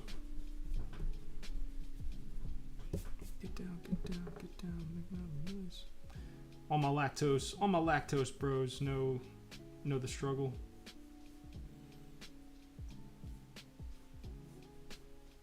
You know what I'm saying? You go in your kitchen, you're like, damn, we ain't got nothing to eat but string cheese. Fuck. You're like, all right, I can have one. You go and have one. You're like, yeah, that was good. My stomach doesn't hurt. I feel good. Then like an hour later, you're like, ooh, I'm in a lot of pain right now.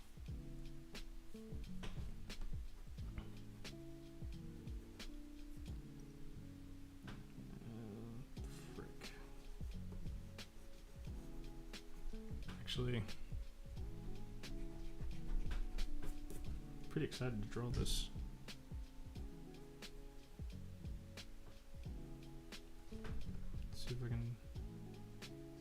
See if I can finally pull off drawing a cool looking library.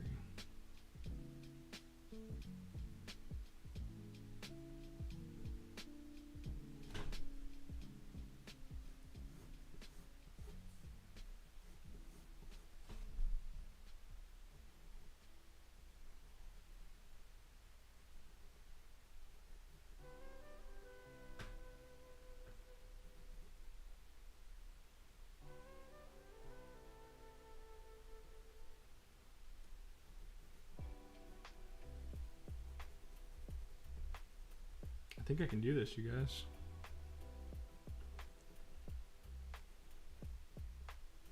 This has been one of the struggles in the past, is like drawing books on a shelf.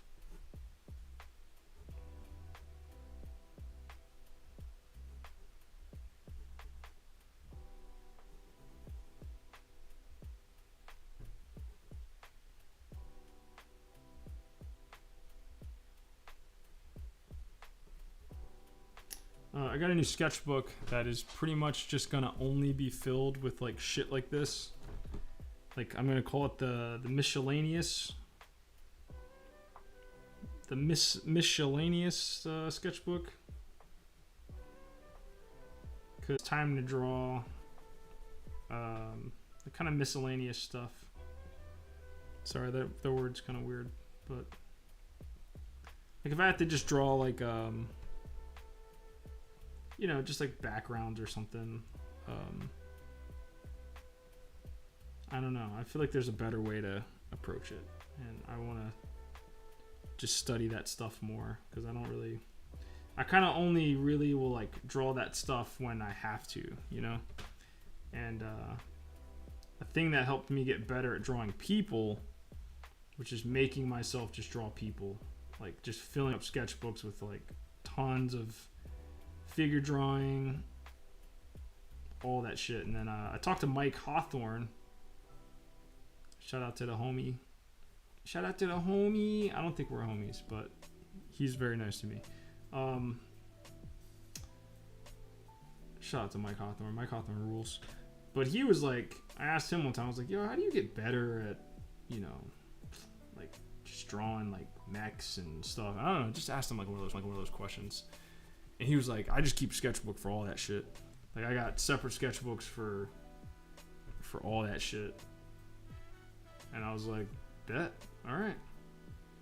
And I didn't take the advice then, but it's been something I've been doing. It's something I started doing like 2 summers ago. But I mostly just did it for people. Because I was like, I really suck at like a lot of things, but I really suck at drawing people. So I was like, let's try to get ahead of that. Let's try to fix that. You know? Because we've all read comics that like have shitty backgrounds, but like really cool characters and stuff, and it's kind of like it still works. Boom, got a library. Fuck yeah, you guys. Let's go. Got ourselves a nice little library there. Do you or someone else hand letter the pages, or do you just include the dialogue to know how much space to leave for the balloons? I started hand lettering book 2 of Nosebleed. My buddy used to do the lettering for it, but he got really busy. Shout out to my boy Kyle. My boy Kyle making moves. He's like lettering like crazy right now. So, and he was basically doing it for free. Like I would like give him like 5 pages, and then I would be like, yo, like, you know, I'd take him out to like dinner or something, or get him like a drink. But yeah, he was doing a lot of work for like no money. Like I'd be like, how, like, can I give you some money? And he'd be like, yeah, you can give me like $20 for like, and he would be lettering like, you know, a bunch of pages for me. And like my you know, Nosebleed, I intently made it so that it's more of a visual story than it is like reading. Like, you know what I mean? There's not really much reading that goes into Nosebleed. And I mostly did that for Kyle's sake. Because Kyle was like the one that was going to be lettering it. So I was like, you know, I got to make sure that he's not he's never dreading this, basically. But yeah, he got really busy lettering some stuff for our buddy Michael Conrad. Shout out to Michael Conrad. Michael Conrad's got what's he got out now? He's got go check out Mike's he's working at Valiant now. He's doing Exo Man of War, I believe is Mike is his new book. Go check that out. I haven't checked it out yet, but I'm sure it's good.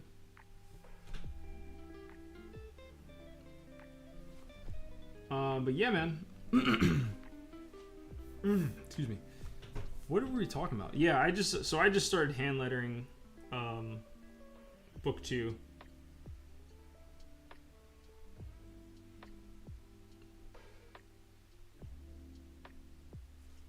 But like I said, probably won't do that on the stream. I don't, it's not that exciting. And it takes so much concentration too. Like, that's the other thing.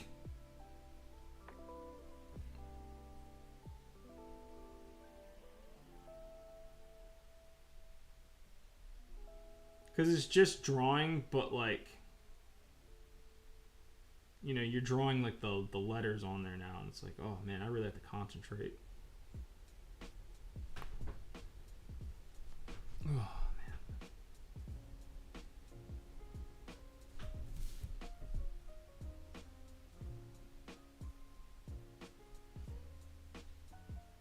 But hand lettering's pretty fun.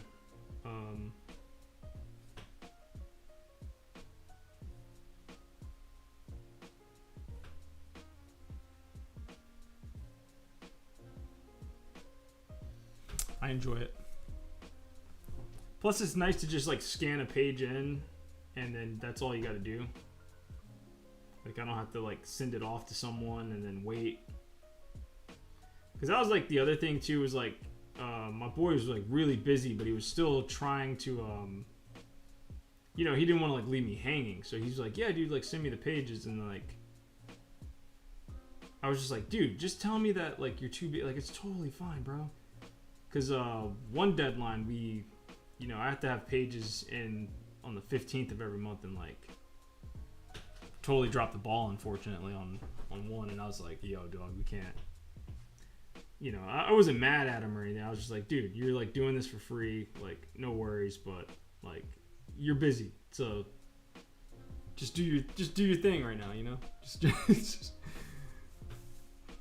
I don't want to fuck up your shit, and I don't want you to fuck up my shit, you know what I mean?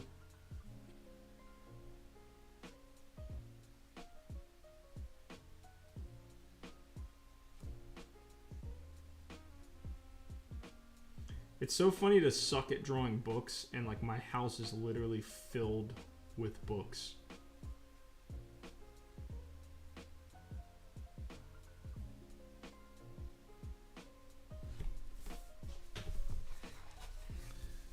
Alright, I wish I had a whatchamacallit, French curve French curve would be good, but right now we're just gonna have to wing it.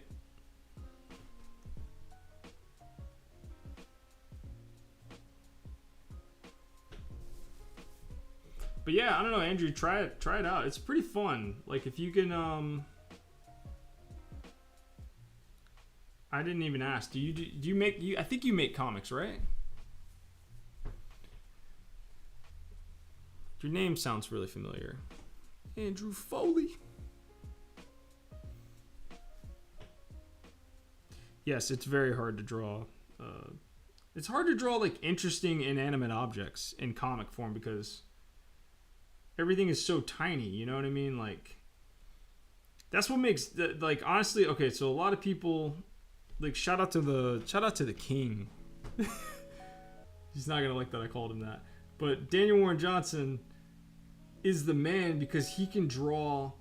Not only are his stories good, right? But he can just draw the most interesting shit very tiny. Like his sense of scale and how small he can draw and not lose any of the energy, not lose any of the impact of what he's doing is something that needs to be studied. Like we all need to just take the master class from him. Like I don't know if he's using like a microscope when he draws. I've seen him draw. He definitely doesn't. I'll tell you a funny Daniel Warren Johnson story. It's really not even that funny. It's more so just like maddening.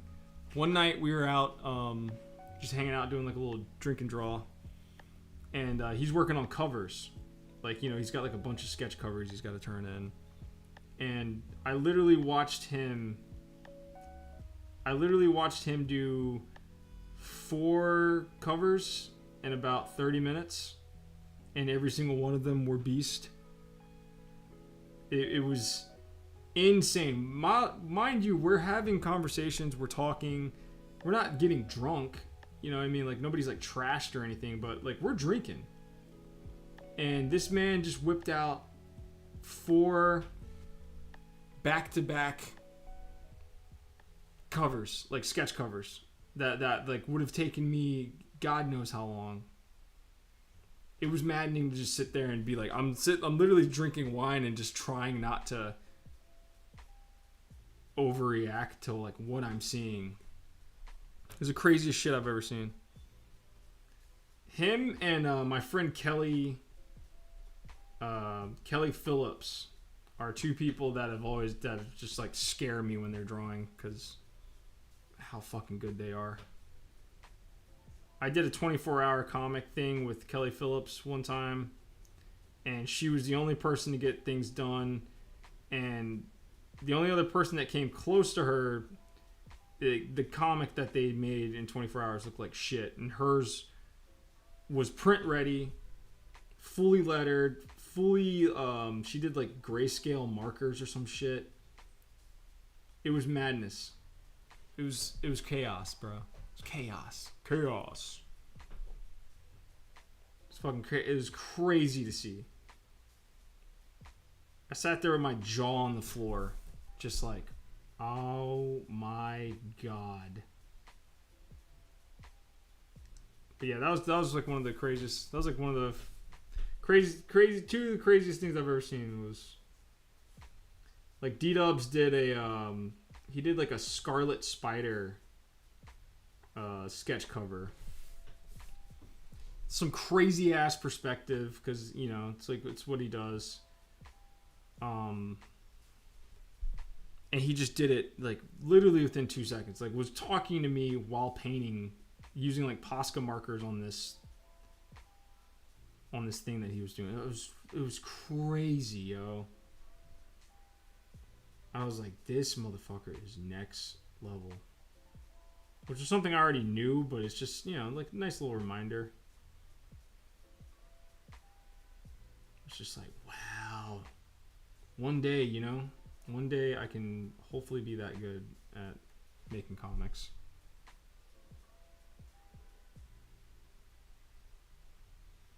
God willing.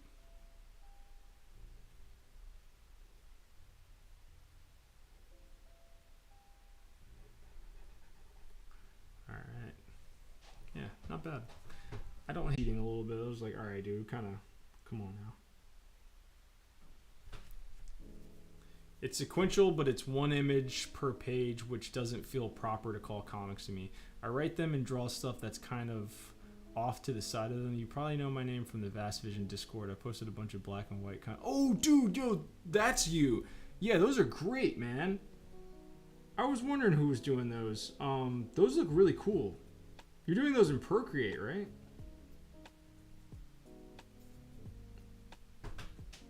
Yeah, very cool, very cool, very cool drawings. I was like, is this motherfucker just making woodcuts? That's crazy.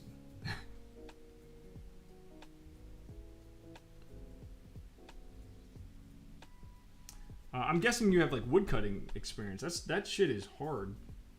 I tried that. I did like a class of woodcutting, and it was very complicated. Like it was like mischievously deceptive, because you just work backwards basically, which was very hard to like keep remembering that like. Whereas like screen printing is like easier because it's just like, okay, you're just layering things on top of each other. So just be on the lookout for like, you know, just keep that in mind. But yeah, woodcutting was not fun. I think I could do it better now, but I just kind of bullshit. I was in there flirting. Getting my flirt on.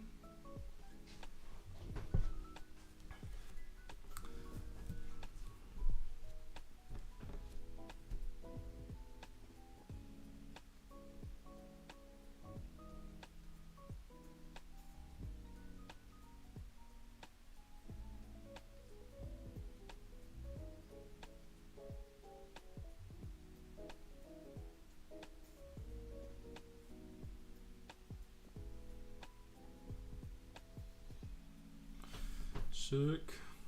I don't know if I'm gonna do this pot right here. It kind of seems kind of silly.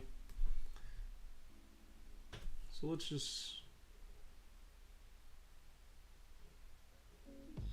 not do it. Let's just not have a pot. Let's just not have a pot right there. Because I'm being lazy and I don't want to draw something over there. Call yourself out, Derek. Demand better.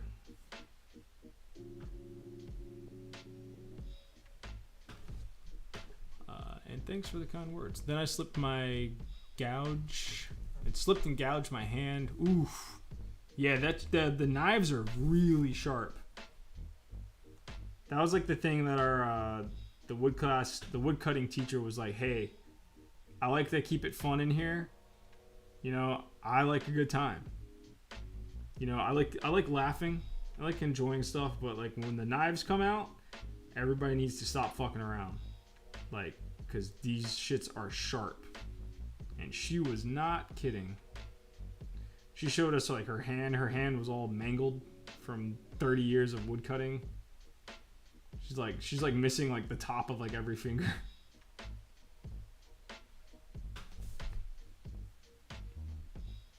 Oof.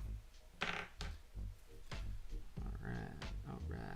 Yeah, man, your stuff is awesome though. You should do a whole book of that. I would read that.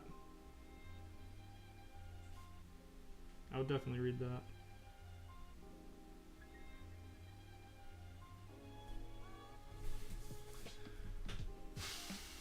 Whew, that cheese is hanging out right now. Cheese is like, yo, you're, I'm in here.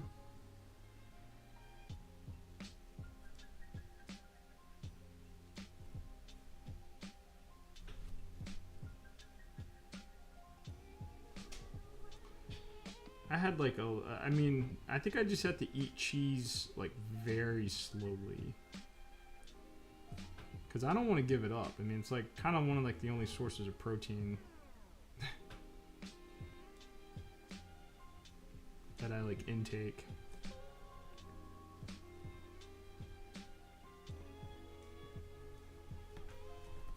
Alright, got ourselves a bookshelf. Not terrible. I don't hate it. I really don't hate it. A little messy still, but that's okay.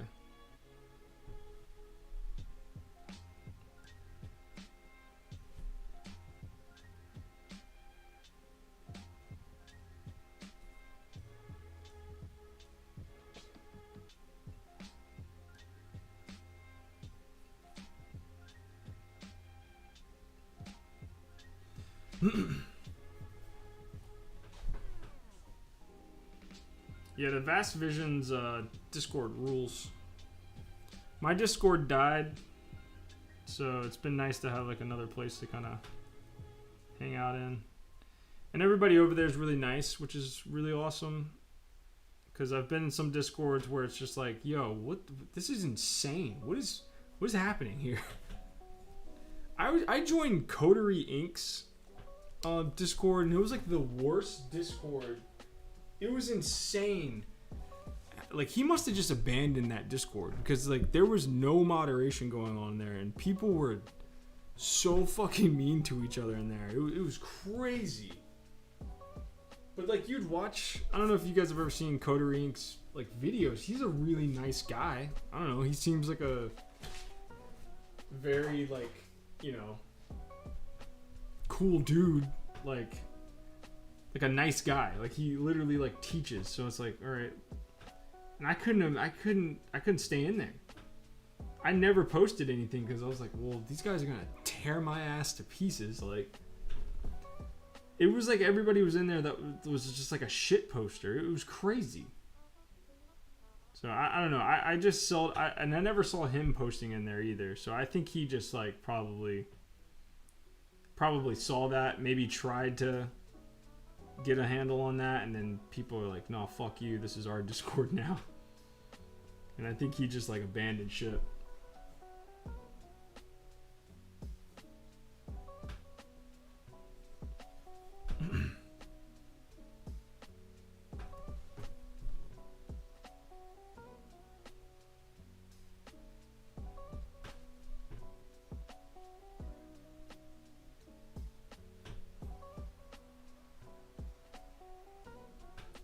But yeah, I couldn't believe how horribly run that thing was.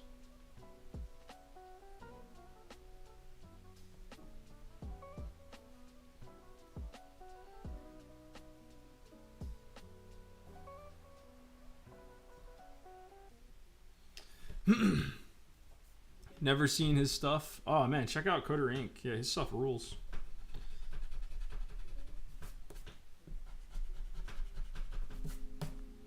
Yeah, definitely do yourself a favor. That guy's stuff is amazing. What does talking look like from the side view? Like, so it'd be kind of like,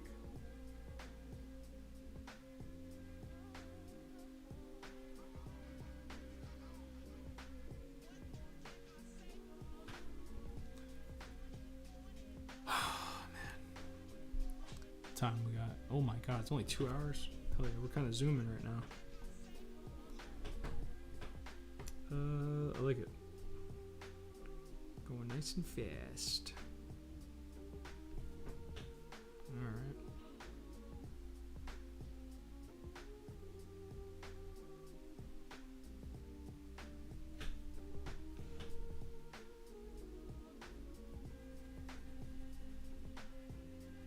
See if I can pull off what I'm thinking here.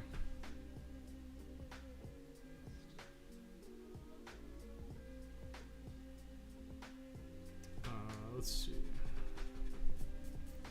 I want dramatic lighting, but this guy has got a chubby face. So you wouldn't see. I'm gonna have to look up references of like a chubby faced person. I've never shaded like you know, like someone like, it's easier to do if they're bony because you can just follow the contours of the bone, but there's meat on here, so I guess that means everything's like a circle. So let's see if we can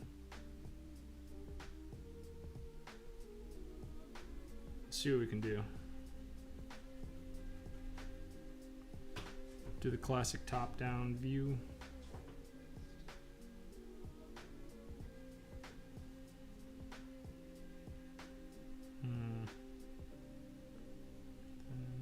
think something kind of like this, maybe. Let's see. Let's see what we're looking at. Maybe. That looks weird.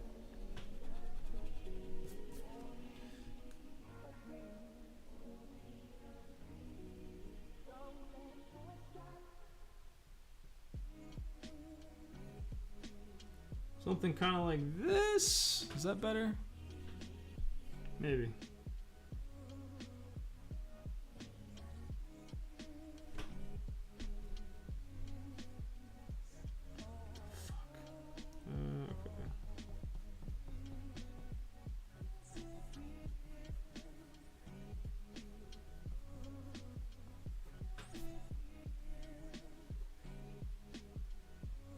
I should just look up like how Eduardo Rizzo would do this, but I'm not.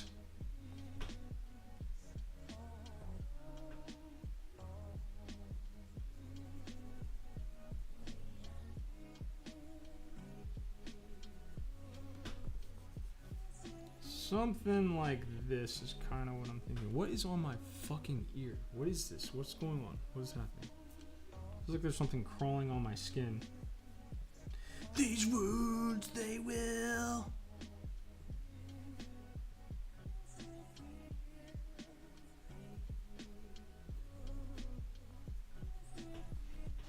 Alright, I think something like that's what I'm gonna go with. It looks dramatic.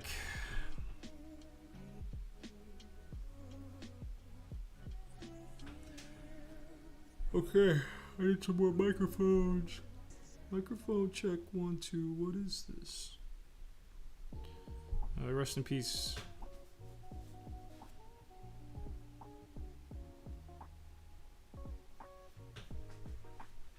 I think we're gonna bust out this page pretty quickly, guys. I'm pretty amped on that.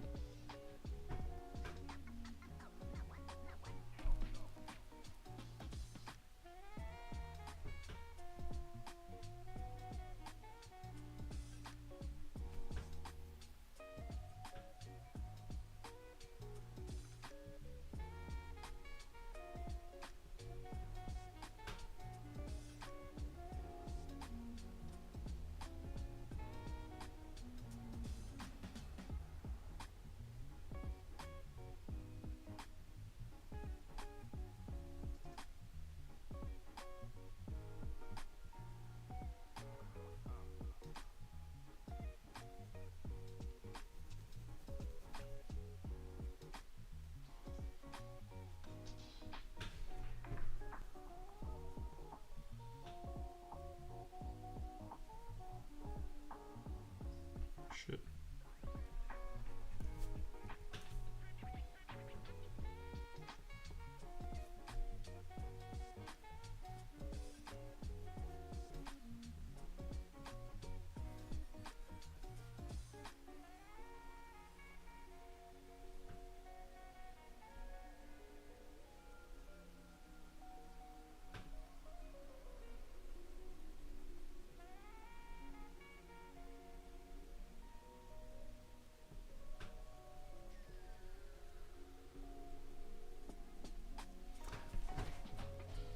What do you guys got going on the rest of the day?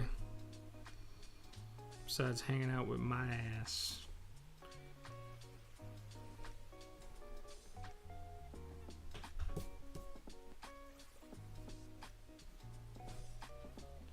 Gonna give this enough space.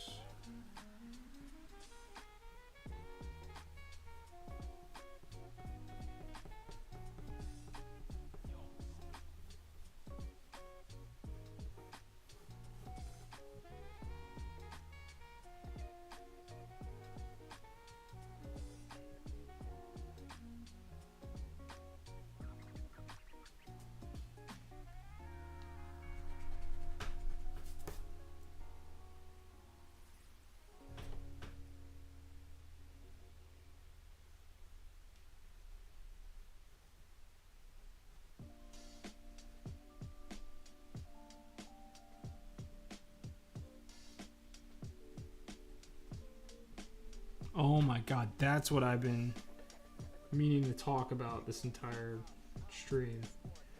Something very awesome happened this week. We were blessed. If you're into fighting, if you're into MMA, Muay Thai, and all that stuff, we got blessed this week, you guys. They released the no commentary version of the Conor McGregor versus Khabib fight.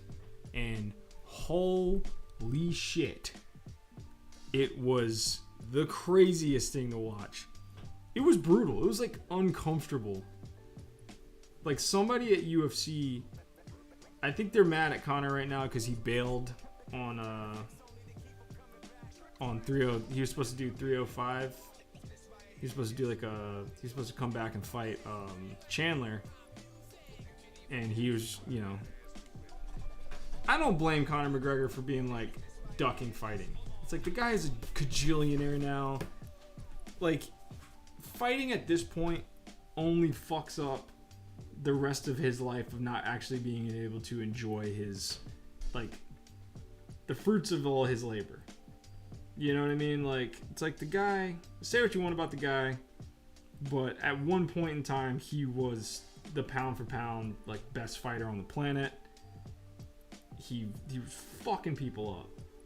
Earned his way to the top, for sure. Like, he was nasty. So, and then, you become a millionaire. It's like, dude, yeah, I don't want to fucking fight anymore. I got yachts and any girl I want and, cocaine. Yeah, I'm gonna just fucking chill. And they're like, nah, bro, you got... I think he literally has, one fight left on his contract, and... I guess he must be, tied up with so much shit that he can't just be like, yeah, I'll just buy my way out of this contract. I guess it would probably, I don't know. They must be trying to... There's something weird going on there.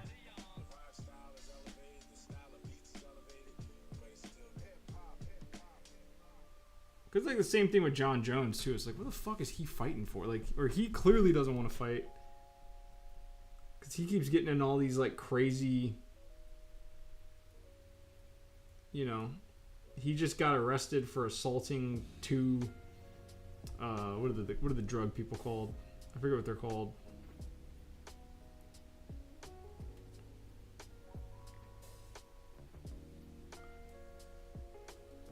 But anyway, we got blessed with the no commentary version of the Khabib versus McGregor fight, and boy, it is something to behold. It is just, oh my god, it's really fucked up, honestly, because of how bad Khabib beat his ass and was just basically playing with his food the entire time. I mean, Conor definitely put some work in.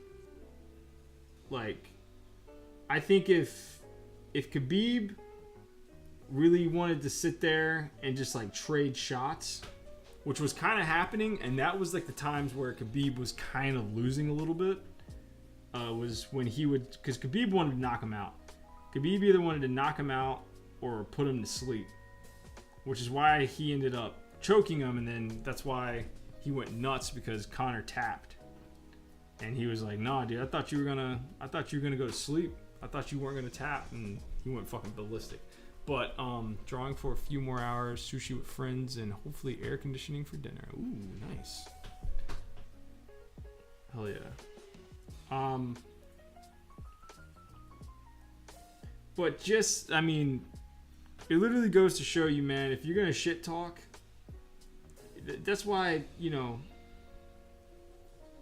if you can, don't ever shit talk. Because someone, sometimes you might be able to get out of some shit by running your mouth, but, man, that was one of the instances where, oof. Because Conor was saying some crazy shit to Khabib that whole time. And Khabib beat the brakes off of him. And he was talking shit the whole time too. It was crazy. I don't know why like Conor's team didn't like force him to get his cardio up, because after round 1, Conor McGregor looked like he was in like round 5. Like he got back to his corner and looked, oh man, it was brutal like to see the kid look like that. He looked like he had been through a war.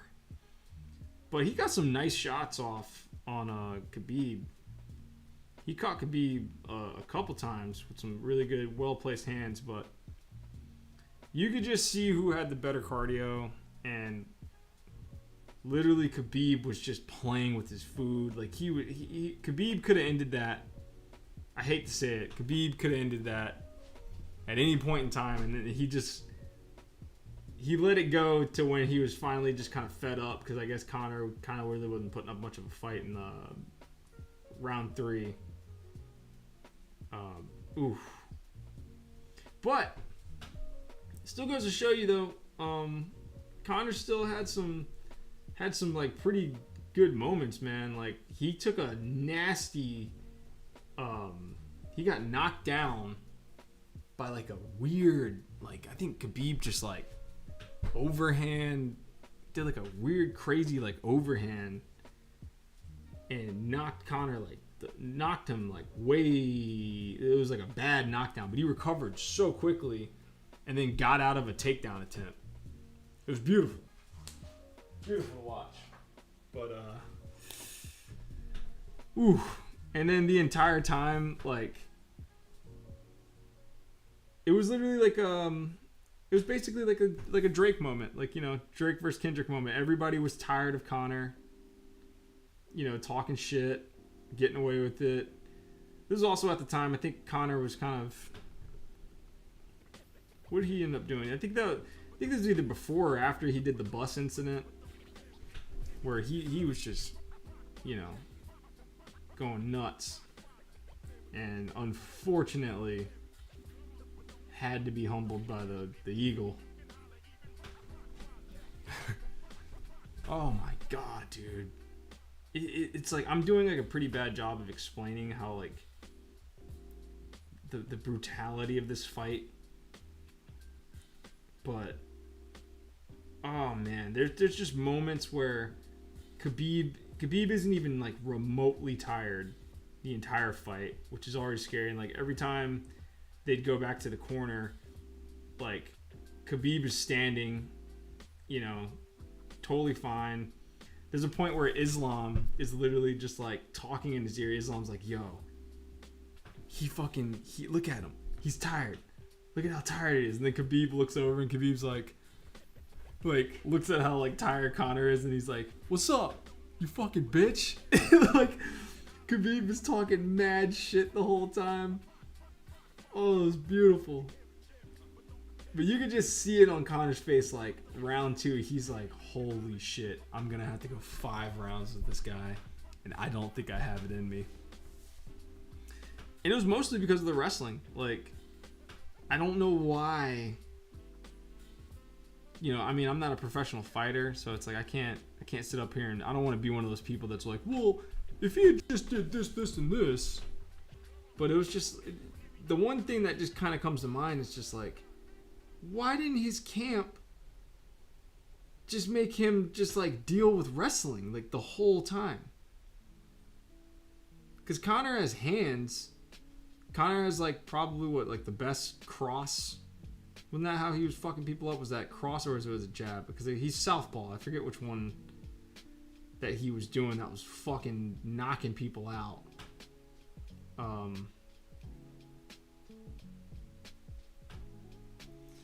But it's like, you know, you already got your hands good, man. It's just like, you know, you're about to fight a dude that wrestles bears since he was like 4 years old. It's like, maybe, I don't know, man. Maybe we should just wrestle this whole camp. So that at least like when, because that's the thing about like wrestling is like, it's just tiring if you're not a wrestler. And if you are a wrestler, like you kind of know your body's just used to that, like that strain that wrestling does to your body. That's why so many of those guys, those like Russians, can just come in and just fuck people up by just like putting you up against the cage and then just like hanging out. And you're trying to struggle and get out of that the entire time, and the guy's just sitting there just kind of like relaxing. He's just using his body to basically just drain you of yours, and then they end up choking you out. It's fucking horrible. It would have been nice to see a rematch of that, though. But unfortunately, we'll never get it. And Connor still talks shit about Khabib to this day. Still saying wild shit. Question: did you use rhythms and gestures for drawing comics? Yeah. I try to keep yeah, I use a lot of like gesture drawing. Just in general. I don't know. Yeah, you should definitely practice your gestures for show. All right, we're getting there. Yeah. Definitely. I was talking earlier about just filling sketchbooks up with like gesture drawings and stuff. But if you want like a pointer with that, because one thing that can kind of happen with doing gestures is so you're not wasting too much time. I would say when you're doing gesture drawing, try to just draw gestures that you're actually going to be using. A thing that I kind of did like the first like probably like year of practicing gestures and doing just like figure drawing and stuff, I would just go to figure drawing classes and figure drawing nights and just kind of draw those poses, but you never really use those poses. So it's like it's a good thing to kind of know, like to see how the body like moves and like the rhythms of the body and all that, but it's way more detrimental to like you actually like holding on to that info if you're studying gestures that you're actually going to use. So like if you're drawing superhero comics, you should just fill sketchbooks up with like superhero poses so that you're always knowing like you're actually like using those poses. Does that make sense? I kind of draw more like slice of life and horror, so I just kind of draw people like walking and standing and doing stuff. I don't know. But somebody taught me, I forgot who told me that, and it's been that was like a big game changer for me. All right, let's see. What does a QuickTime video look like? But yeah, definitely do some gestures. Just make sure they're geared towards the comics that you want to do or the type of illustrations that you want to do. Like, there's no need to really sit up there and draw like, a character doing this, like doing like a dance pose if you're never gonna draw dancers. Ooh, my computer feels like it's on fire. Holy crap. What's going on, computer? Maybe it's because I have Discord open. I'm going to close Discord. It might actually be because I have Chrome going on right now. Should probably chill out on the Chrome. Draw the gesture I want for my character if I draw superheroes. Yeah. Yeah, like, if you're doing a comic that has like ninjas and samurais in it, do make sure all your gestures are kind of geared towards that. Sorry, I don't mean to keep repeating it, but just, yeah. Just hope that makes sense.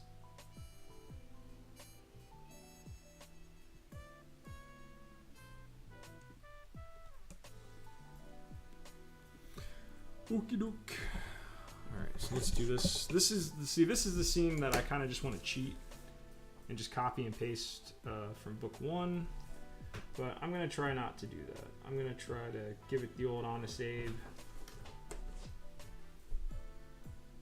Let's see what we can do. Let's see what we can do here. Yeah, I don't know. What kind of comics are you making there, Banjiro Masadi? What kind of comics do you do, buddy?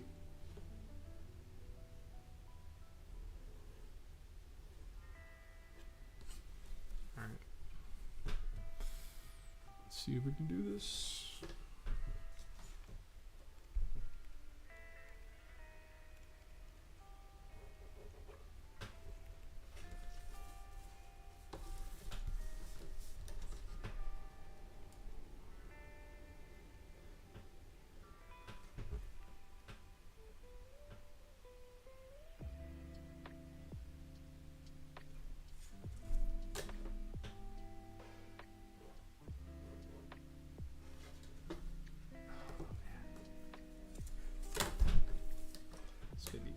Pain. I should plan this out better.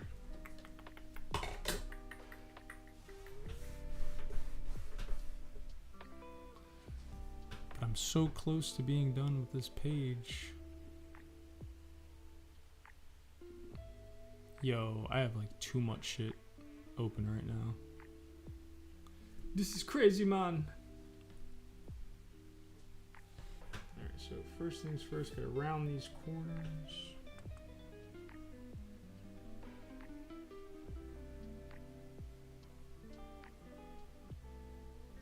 I should literally just trace this. I don't know why I'm... But I just want to prove to myself. That I can do something cool.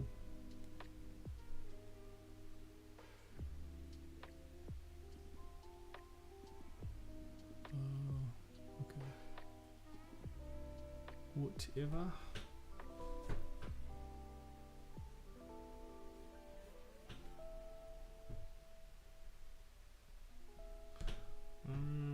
There's a part of me that just is like, yo, trace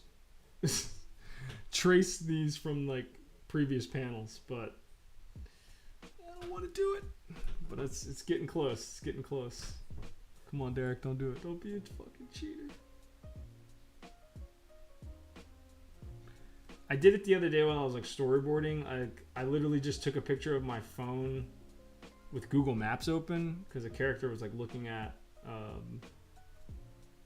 Google Maps, and it was just like, I just need this to look exactly like how it's supposed to look, and it looked great. I was like, ah, man, I should just do this more often. I don't know why I make this hard, but it's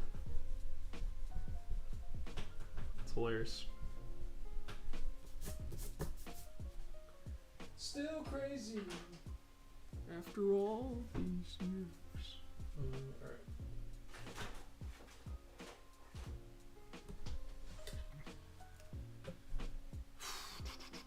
Oh shit.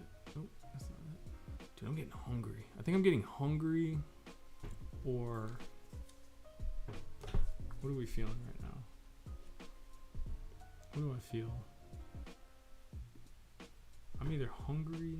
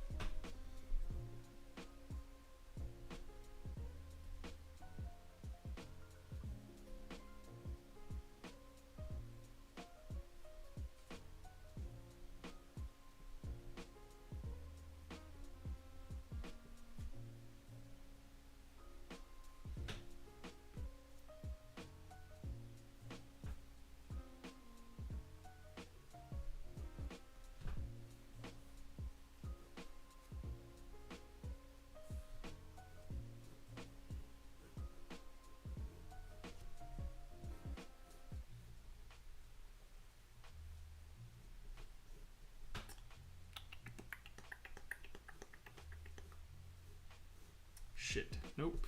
Doesn't work. Alright.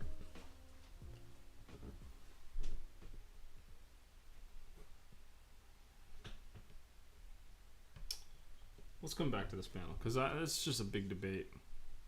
I don't know.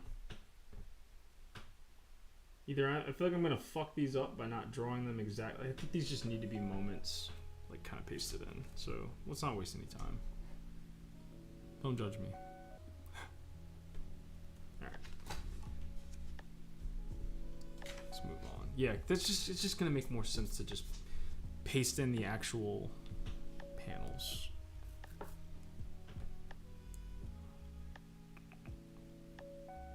Yeah. All right. What are we doing? Only 6 more panels left.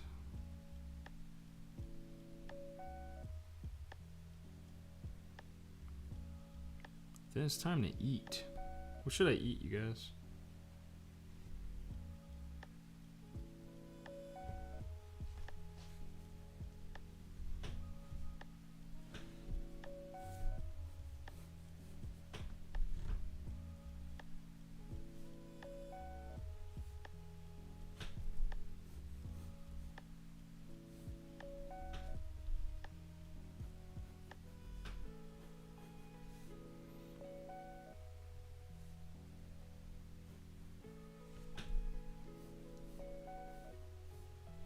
So I've been on like a bit of a bagel journey since moving to New York, and bagels suck in Harlem, kind of. Like Bo's Bagels is really good, but the rest of the spots you're kind of getting like crappy bagels, like just store-bought bagels. Just kind of a bummer. What the fuck, man? Why is this not like working?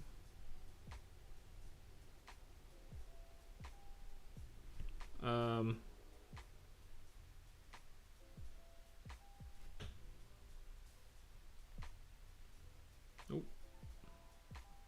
Sorry, I need to find a reference for this camera.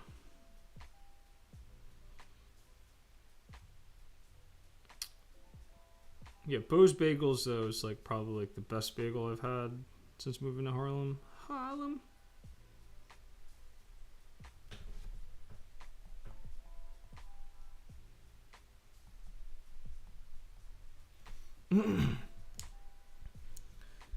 But Brooklyn, man, Brooklyn's got some good fucking bagels.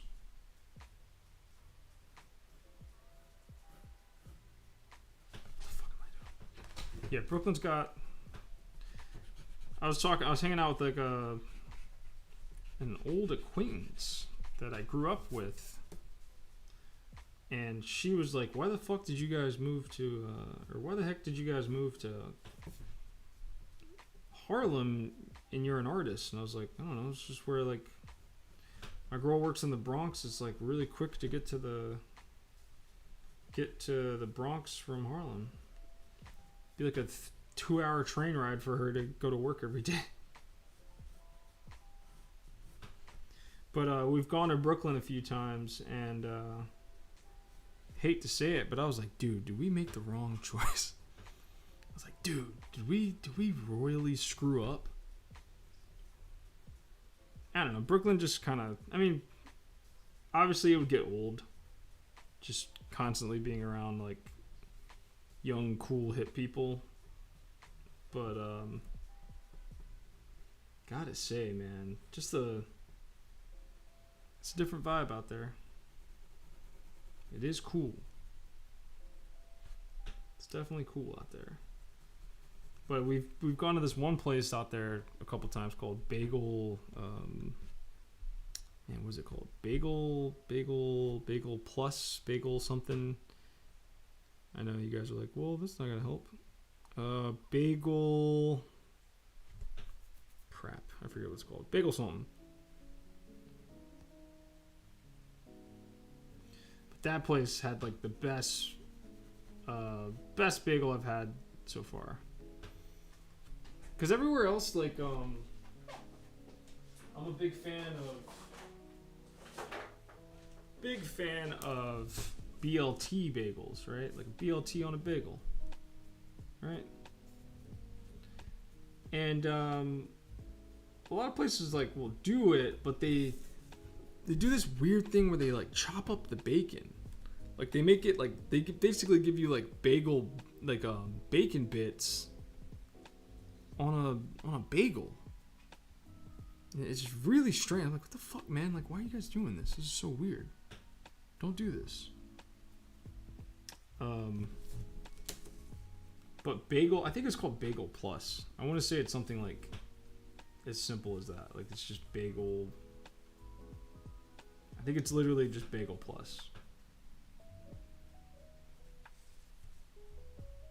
But they're awesome because they just give you full slices of bacon. They treat you like an adult.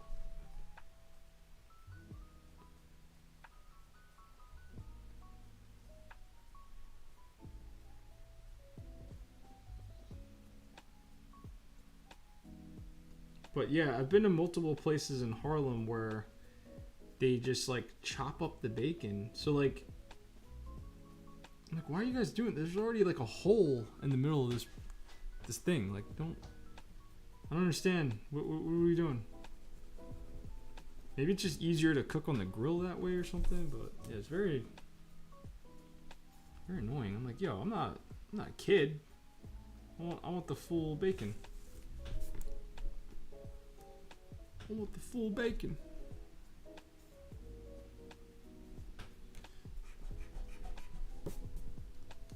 So I think I'm gonna maybe take I gotta take my girl out tomorrow, cause talking to other couples, like I don't know what it is about me, but I hang out with like a lot of, I get pretty close to like just hanging out with other couples, and I hang out with either like my dude friends or like my girlfriends that are in relationships, and like it's nice to kind of do that because they talk about where their dudes are fucking up, and then it makes me be like, oh shit, I don't know why I'm like so committed to not being a fuck up, but I'm like, I don't want to mess this up. If this thing fails, I want it to be her problem. I want it to be her fault.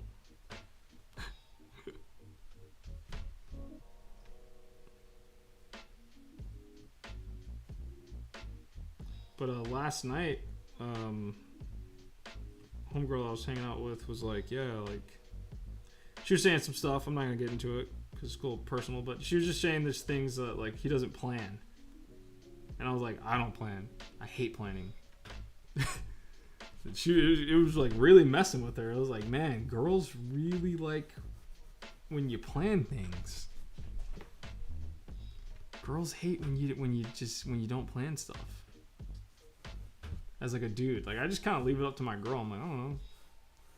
For the most part, like I'll plan something every now and then, but big stuff, like she's all about that. Because I just don't have the mental capacity to do it. But like now I'm like, oh wait, it's like a legitimate issue. Shit, I should get on that. I feel like the only way to kind of get around that is either you make so much money that you're like, I can't plan shit, but I'll give you plan it and then I'll pay for it, is like the other way to get out of like planning for stuff.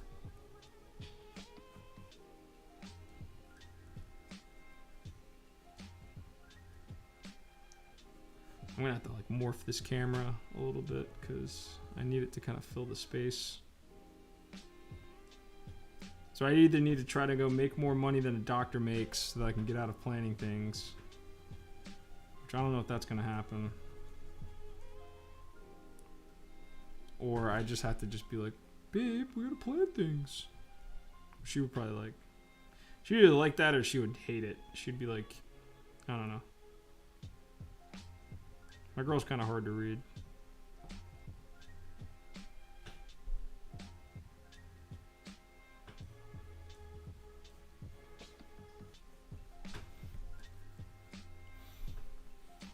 Alright. It's a little close.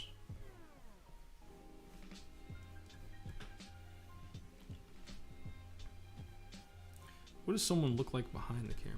I think I'm just gonna have to make that up.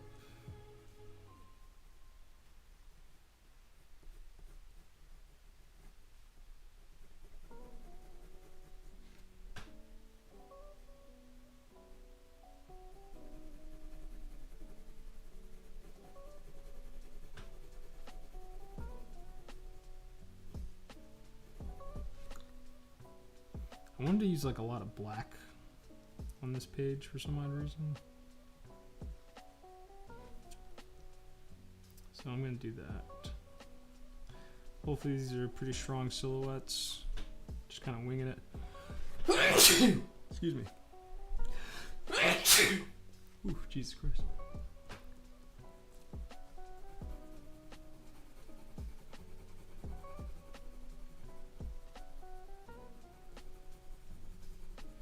I always hate how sneezes smell. Or maybe it's because I have a beard. But yeah, I hate that. I hate the smell, the after sneeze. Gesundheit, Gesundheit. Thank you guys. Thank you. Yeah, those are some pretty dramatic sneezes, huh? I'm sorry about that.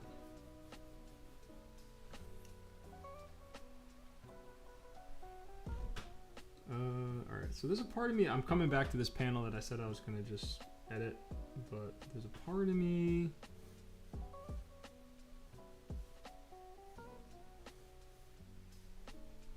that wants to just keep going.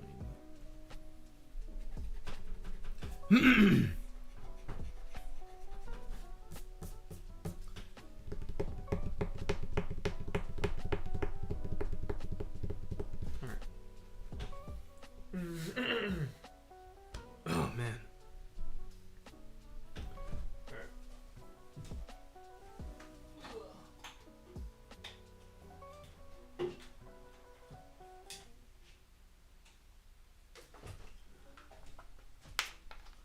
I don't smell my own sneezes. That sounds odd. I have like a mustache, so I guess it's like the spit.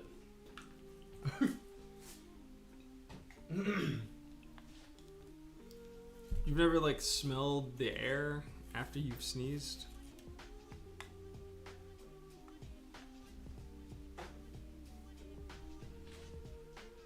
Makes me sound like I'm like a stinky motherfucker. Ew, dude. Ew.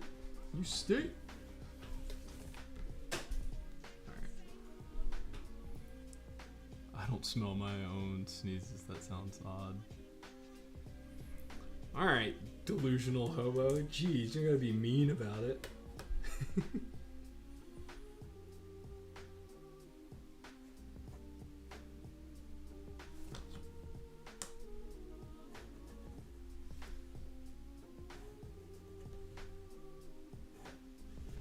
Sorry, bro. I was just trying to like show off my powers.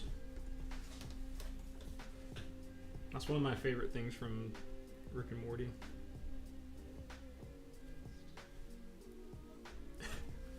Sorry, bro. I was just trying to like show off my powers.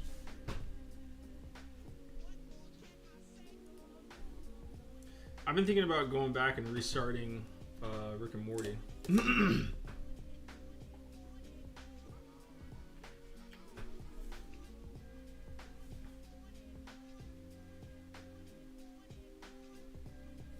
Because I watched some of season 7,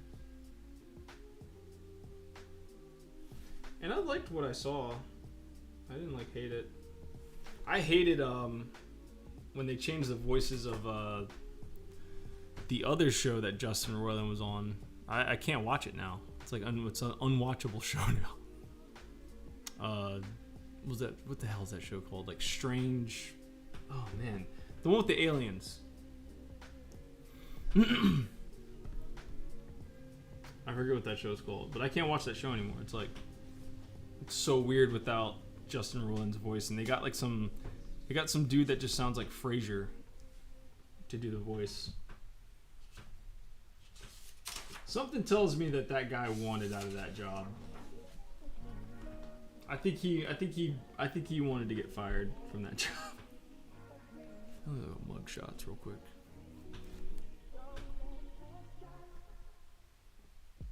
That was another. I can't. All day I just I sit in my studio and I just listen to like controversial stuff. So then when it's time to stream, I'm just like, let's talk about Trump, dude. And I'm like, no, can't do that.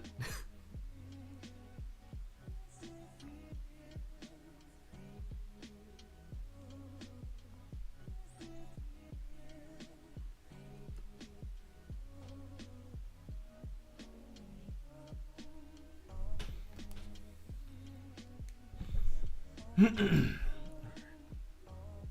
see if we can knock this out.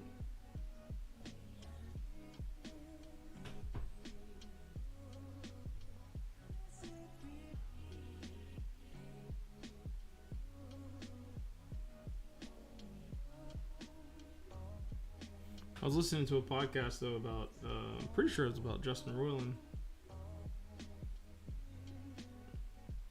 And it was just kind of like, yeah, dude, why would you do that? Yeah, it was like Justin Roiland and then Chris D'Elia. I was like, bro. I don't know, man.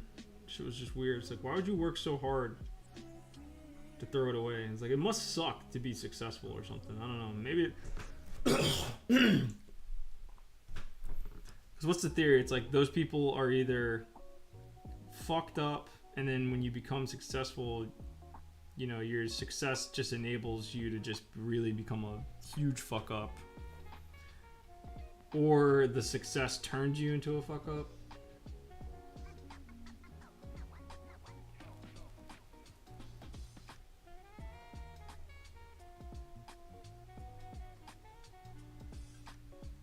I don't know.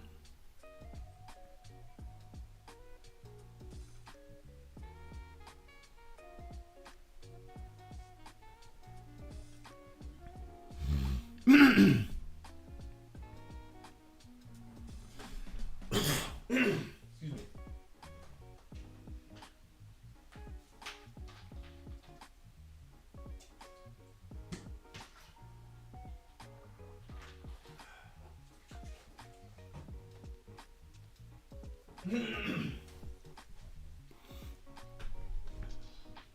I don't know, man. Shit's just weird to me, though.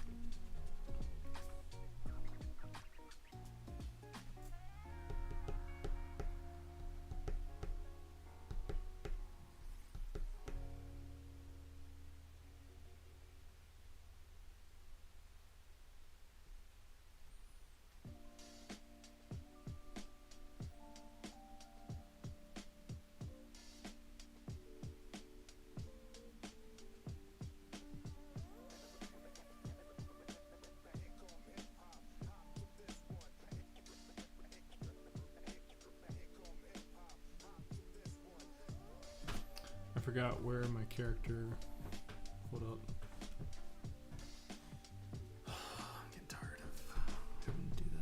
I'm just gonna look it up.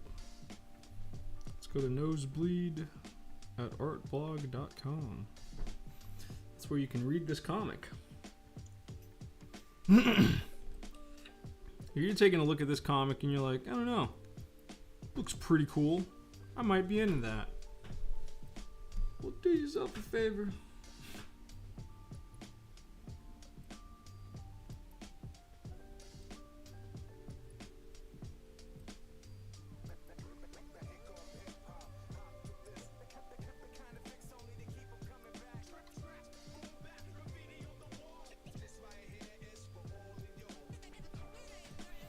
Do yourself a favor. This is Reggie before his eye got smashed to pieces. So it's always weird drawing him with like a normal looking eye. Because pretty much in the entire story he got punched in the eye at the beginning of the story, and I haven't let it heal yet for some odd reason. I don't know why. I'm just like, screw it. He's just gonna have a gigantic eye for this entire book, it seems.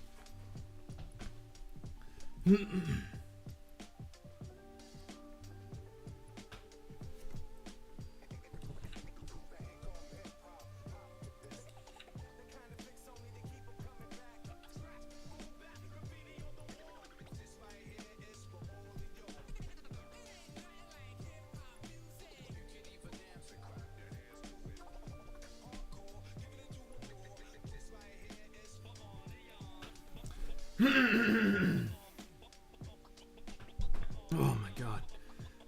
You can read it at theartblog.org. Oh wait, I should just type it in. Artblog.org.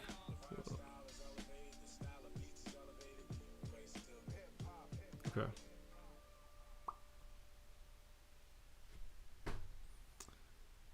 Woo. Let me just do this.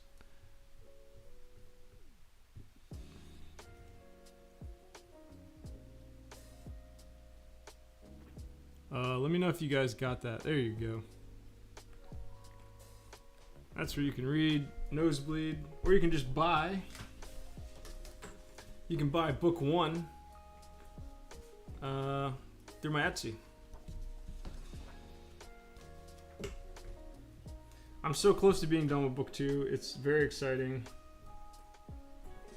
I'm pretty pumped. I need to make this background look a little bit more. Let's see what a suspect sheet looks like. Ooh, guys, I think I might have to bail soon. My computer is like on fire. Ooh, that's not good. Oh yeah, that's really not good. I guess it's really hot in here. Let me turn on the AC.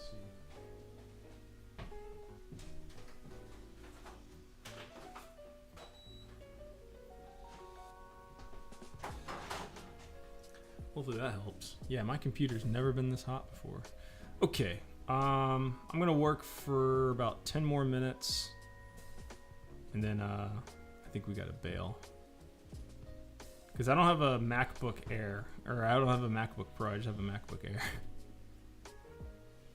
So.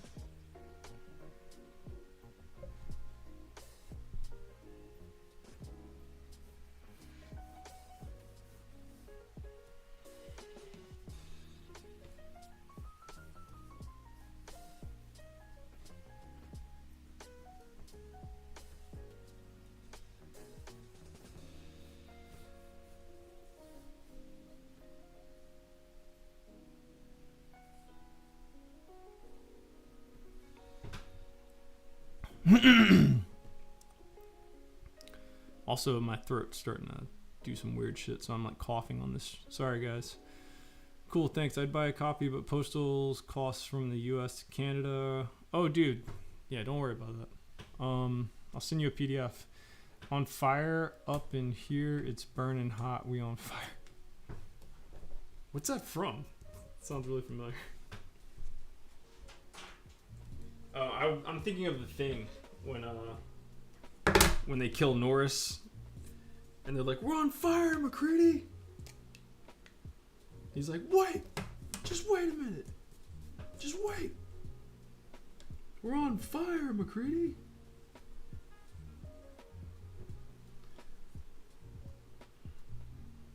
There's a point in time where I literally had The Thing on I had it on DVD. I had 2 DVDs of The Thing. And I bought it through Amazon so I could watch it pretty much whenever the hell I wanted.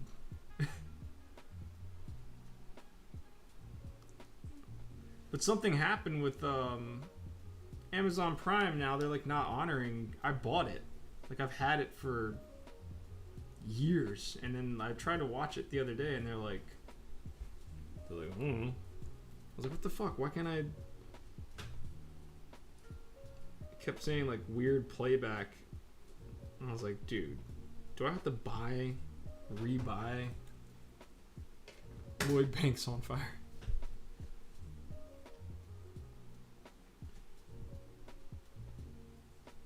You remember when 50 Cent made Lloyd Banks cry? Or was that Young Buck?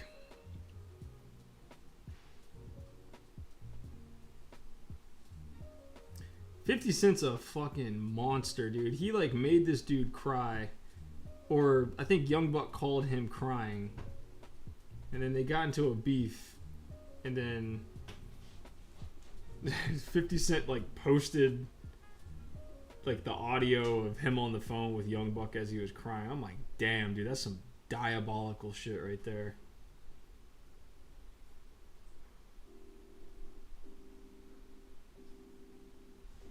Nobody wants to see or hear a grown man cry. I know you guys love me talking about fighting, but unfortunately I have to talk about it again. You should watch the what's his name? Leon Edwards versus Muhammad Bilal is like the most brutal fight ever because Leon Edwards literally like he stabs Bilal Muhammad in the eye with his finger. Like his finger goes like up to here in this guy's eye socket and you see it. And Bilal Muhammad is like a very tough motherfucker. I mean he's a UFC fighter. You kind of have to be. And this guy just completely breaks down. Starts crying like I don't want to say like a child, like in a demeaning way, but like you know, like when kids just have like a meltdown and like they're just like inconsolable type crying. Like that's how much pain this guy was in. It's a crazy fight though. It's really good fight up until that point.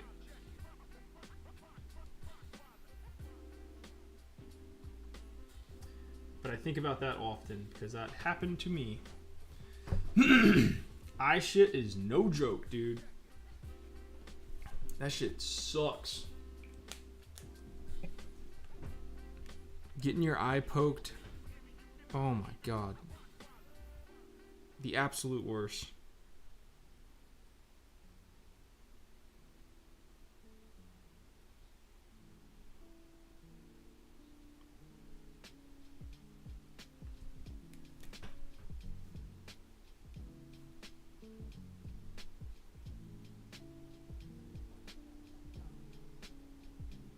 You can probably just find the YouTube video of Bilal Muhammad getting poked in the eyes. It's just awful to watch.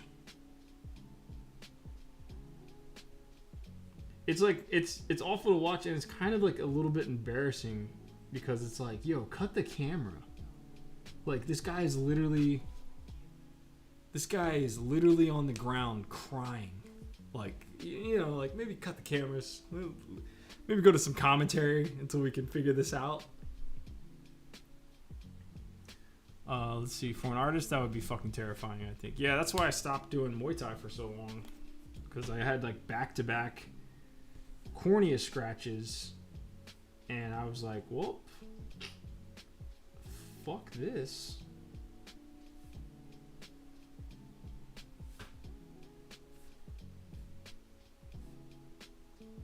Yeah, that shit was no joke. First time, uber painful, but the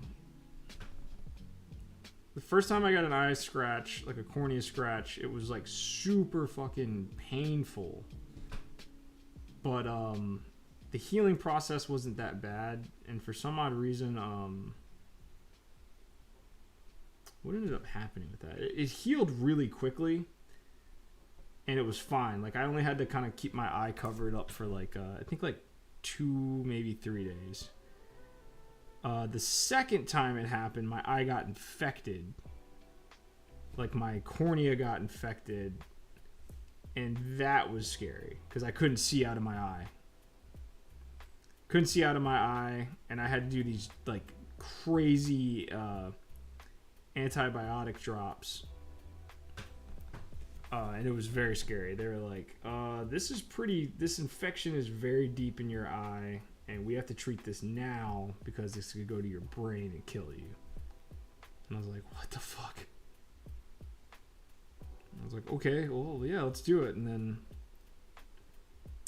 that one sucked. That one, for some odd reason, wasn't as painful because I think I was just like, I had already gone through it. So like my body was just kind of used to it. But my own, not being able to see out of one of your eye, like I could, anytime I did this, it was just cloudy. Like it was like completely cloudy on this side, and then this side was like fine, but it was scary. But luckily they give you crazy antibiotics that like nuked it.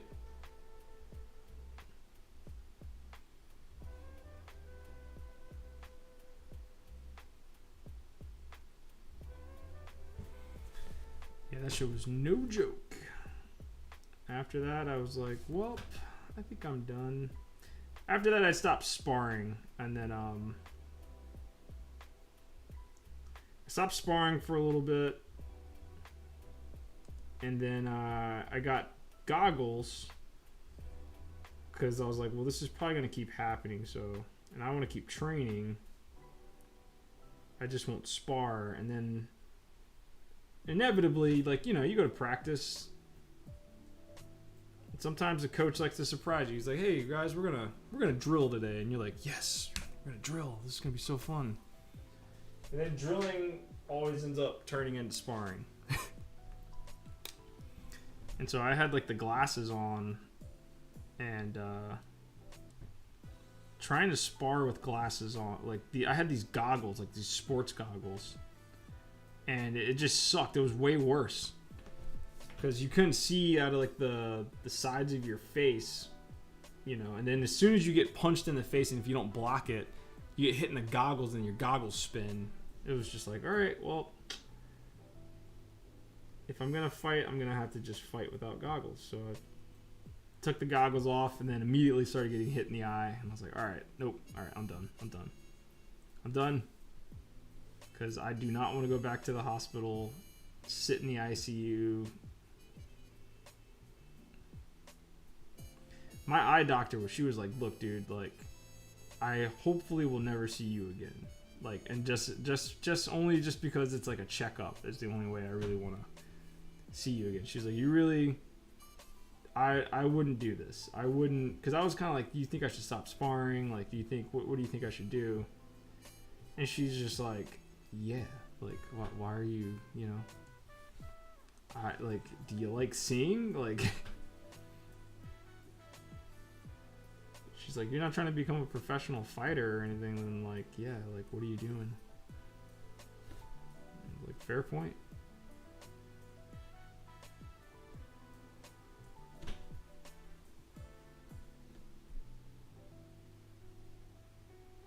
Ah, shit.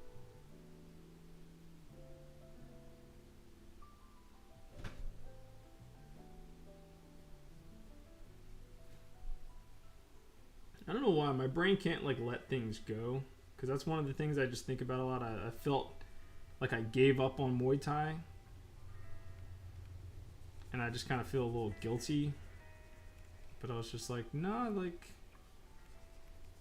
my eye is how I make money, so I don't make any money off Muay Thai, so can't do it anymore, bro. But I always kind of felt like a quitter. I was like, I quit. I could have just went to practice and just told no one to hit me in the face. But that's literally what it would have been. I would have had to literally just been like, hey, don't hit me in the face. And then if you've ever trained before, it's like when you don't bring a cup to sparring, and you tell your partner, you're like, hey man, I don't have a cup, so be careful. And then the first kick they do, it like hits you right in the nuts. It is without fail. Like it's just something in your brain is like telling you, don't hit that place, don't hit that place, and then you go to kick and you aim right for that place.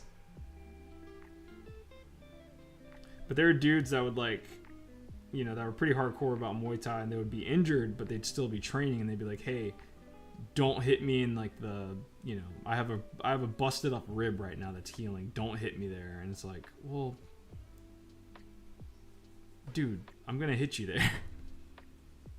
I can't help it. I'm sorry. Like, we're kicking and punching. Like, it's like your rib's gonna get hit, buddy. Just sit this out. Take a vacation.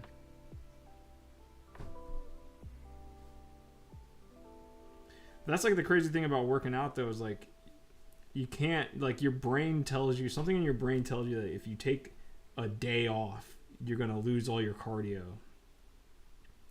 And it's so not true. It's like there'd be times I'd go on vacation for like a week and I wouldn't do Muay Thai for a week, and I'd be like a wreck the entire time. So I'd try to like jog and do something, physical while I was like on vacation instead of just enjoying my vacation. And then I'd get back to training, and I was like, oh, I feel completely fine. Actually, I think my body needed the rest. Rest is good.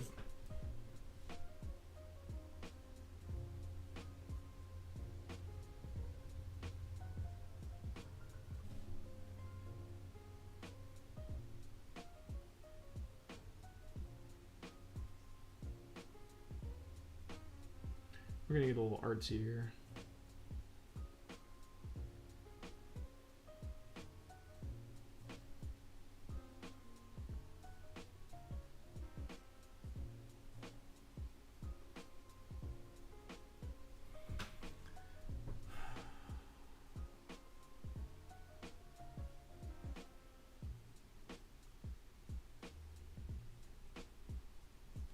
Yeah, that looks cool. All right, we're at 3 hours. Okay, yeah, I'm gonna get my computer a little bit of a breather. Thank you guys so much for coming through. Subscribe and all that. You guys already know. If you live in the States especially, buy a copy of my book, Nosebleed. This is book 2. It's coming out in November. This one came out in March. So, yeah, if you like psychic horror, drawn in a kind of black and white, crazy indie style, give it a shot. It's a really awesome book. I like it. Forbes liked it. They ran a feature on it. It's getting a lot of good press. So yeah, give it a shot. Link is in my bio or in this video description. But yeah, that would help. So cool. Thanks a lot. I'll see you guys. I think I might just stream every Saturday. I don't know. I'm still figuring out a stream schedule.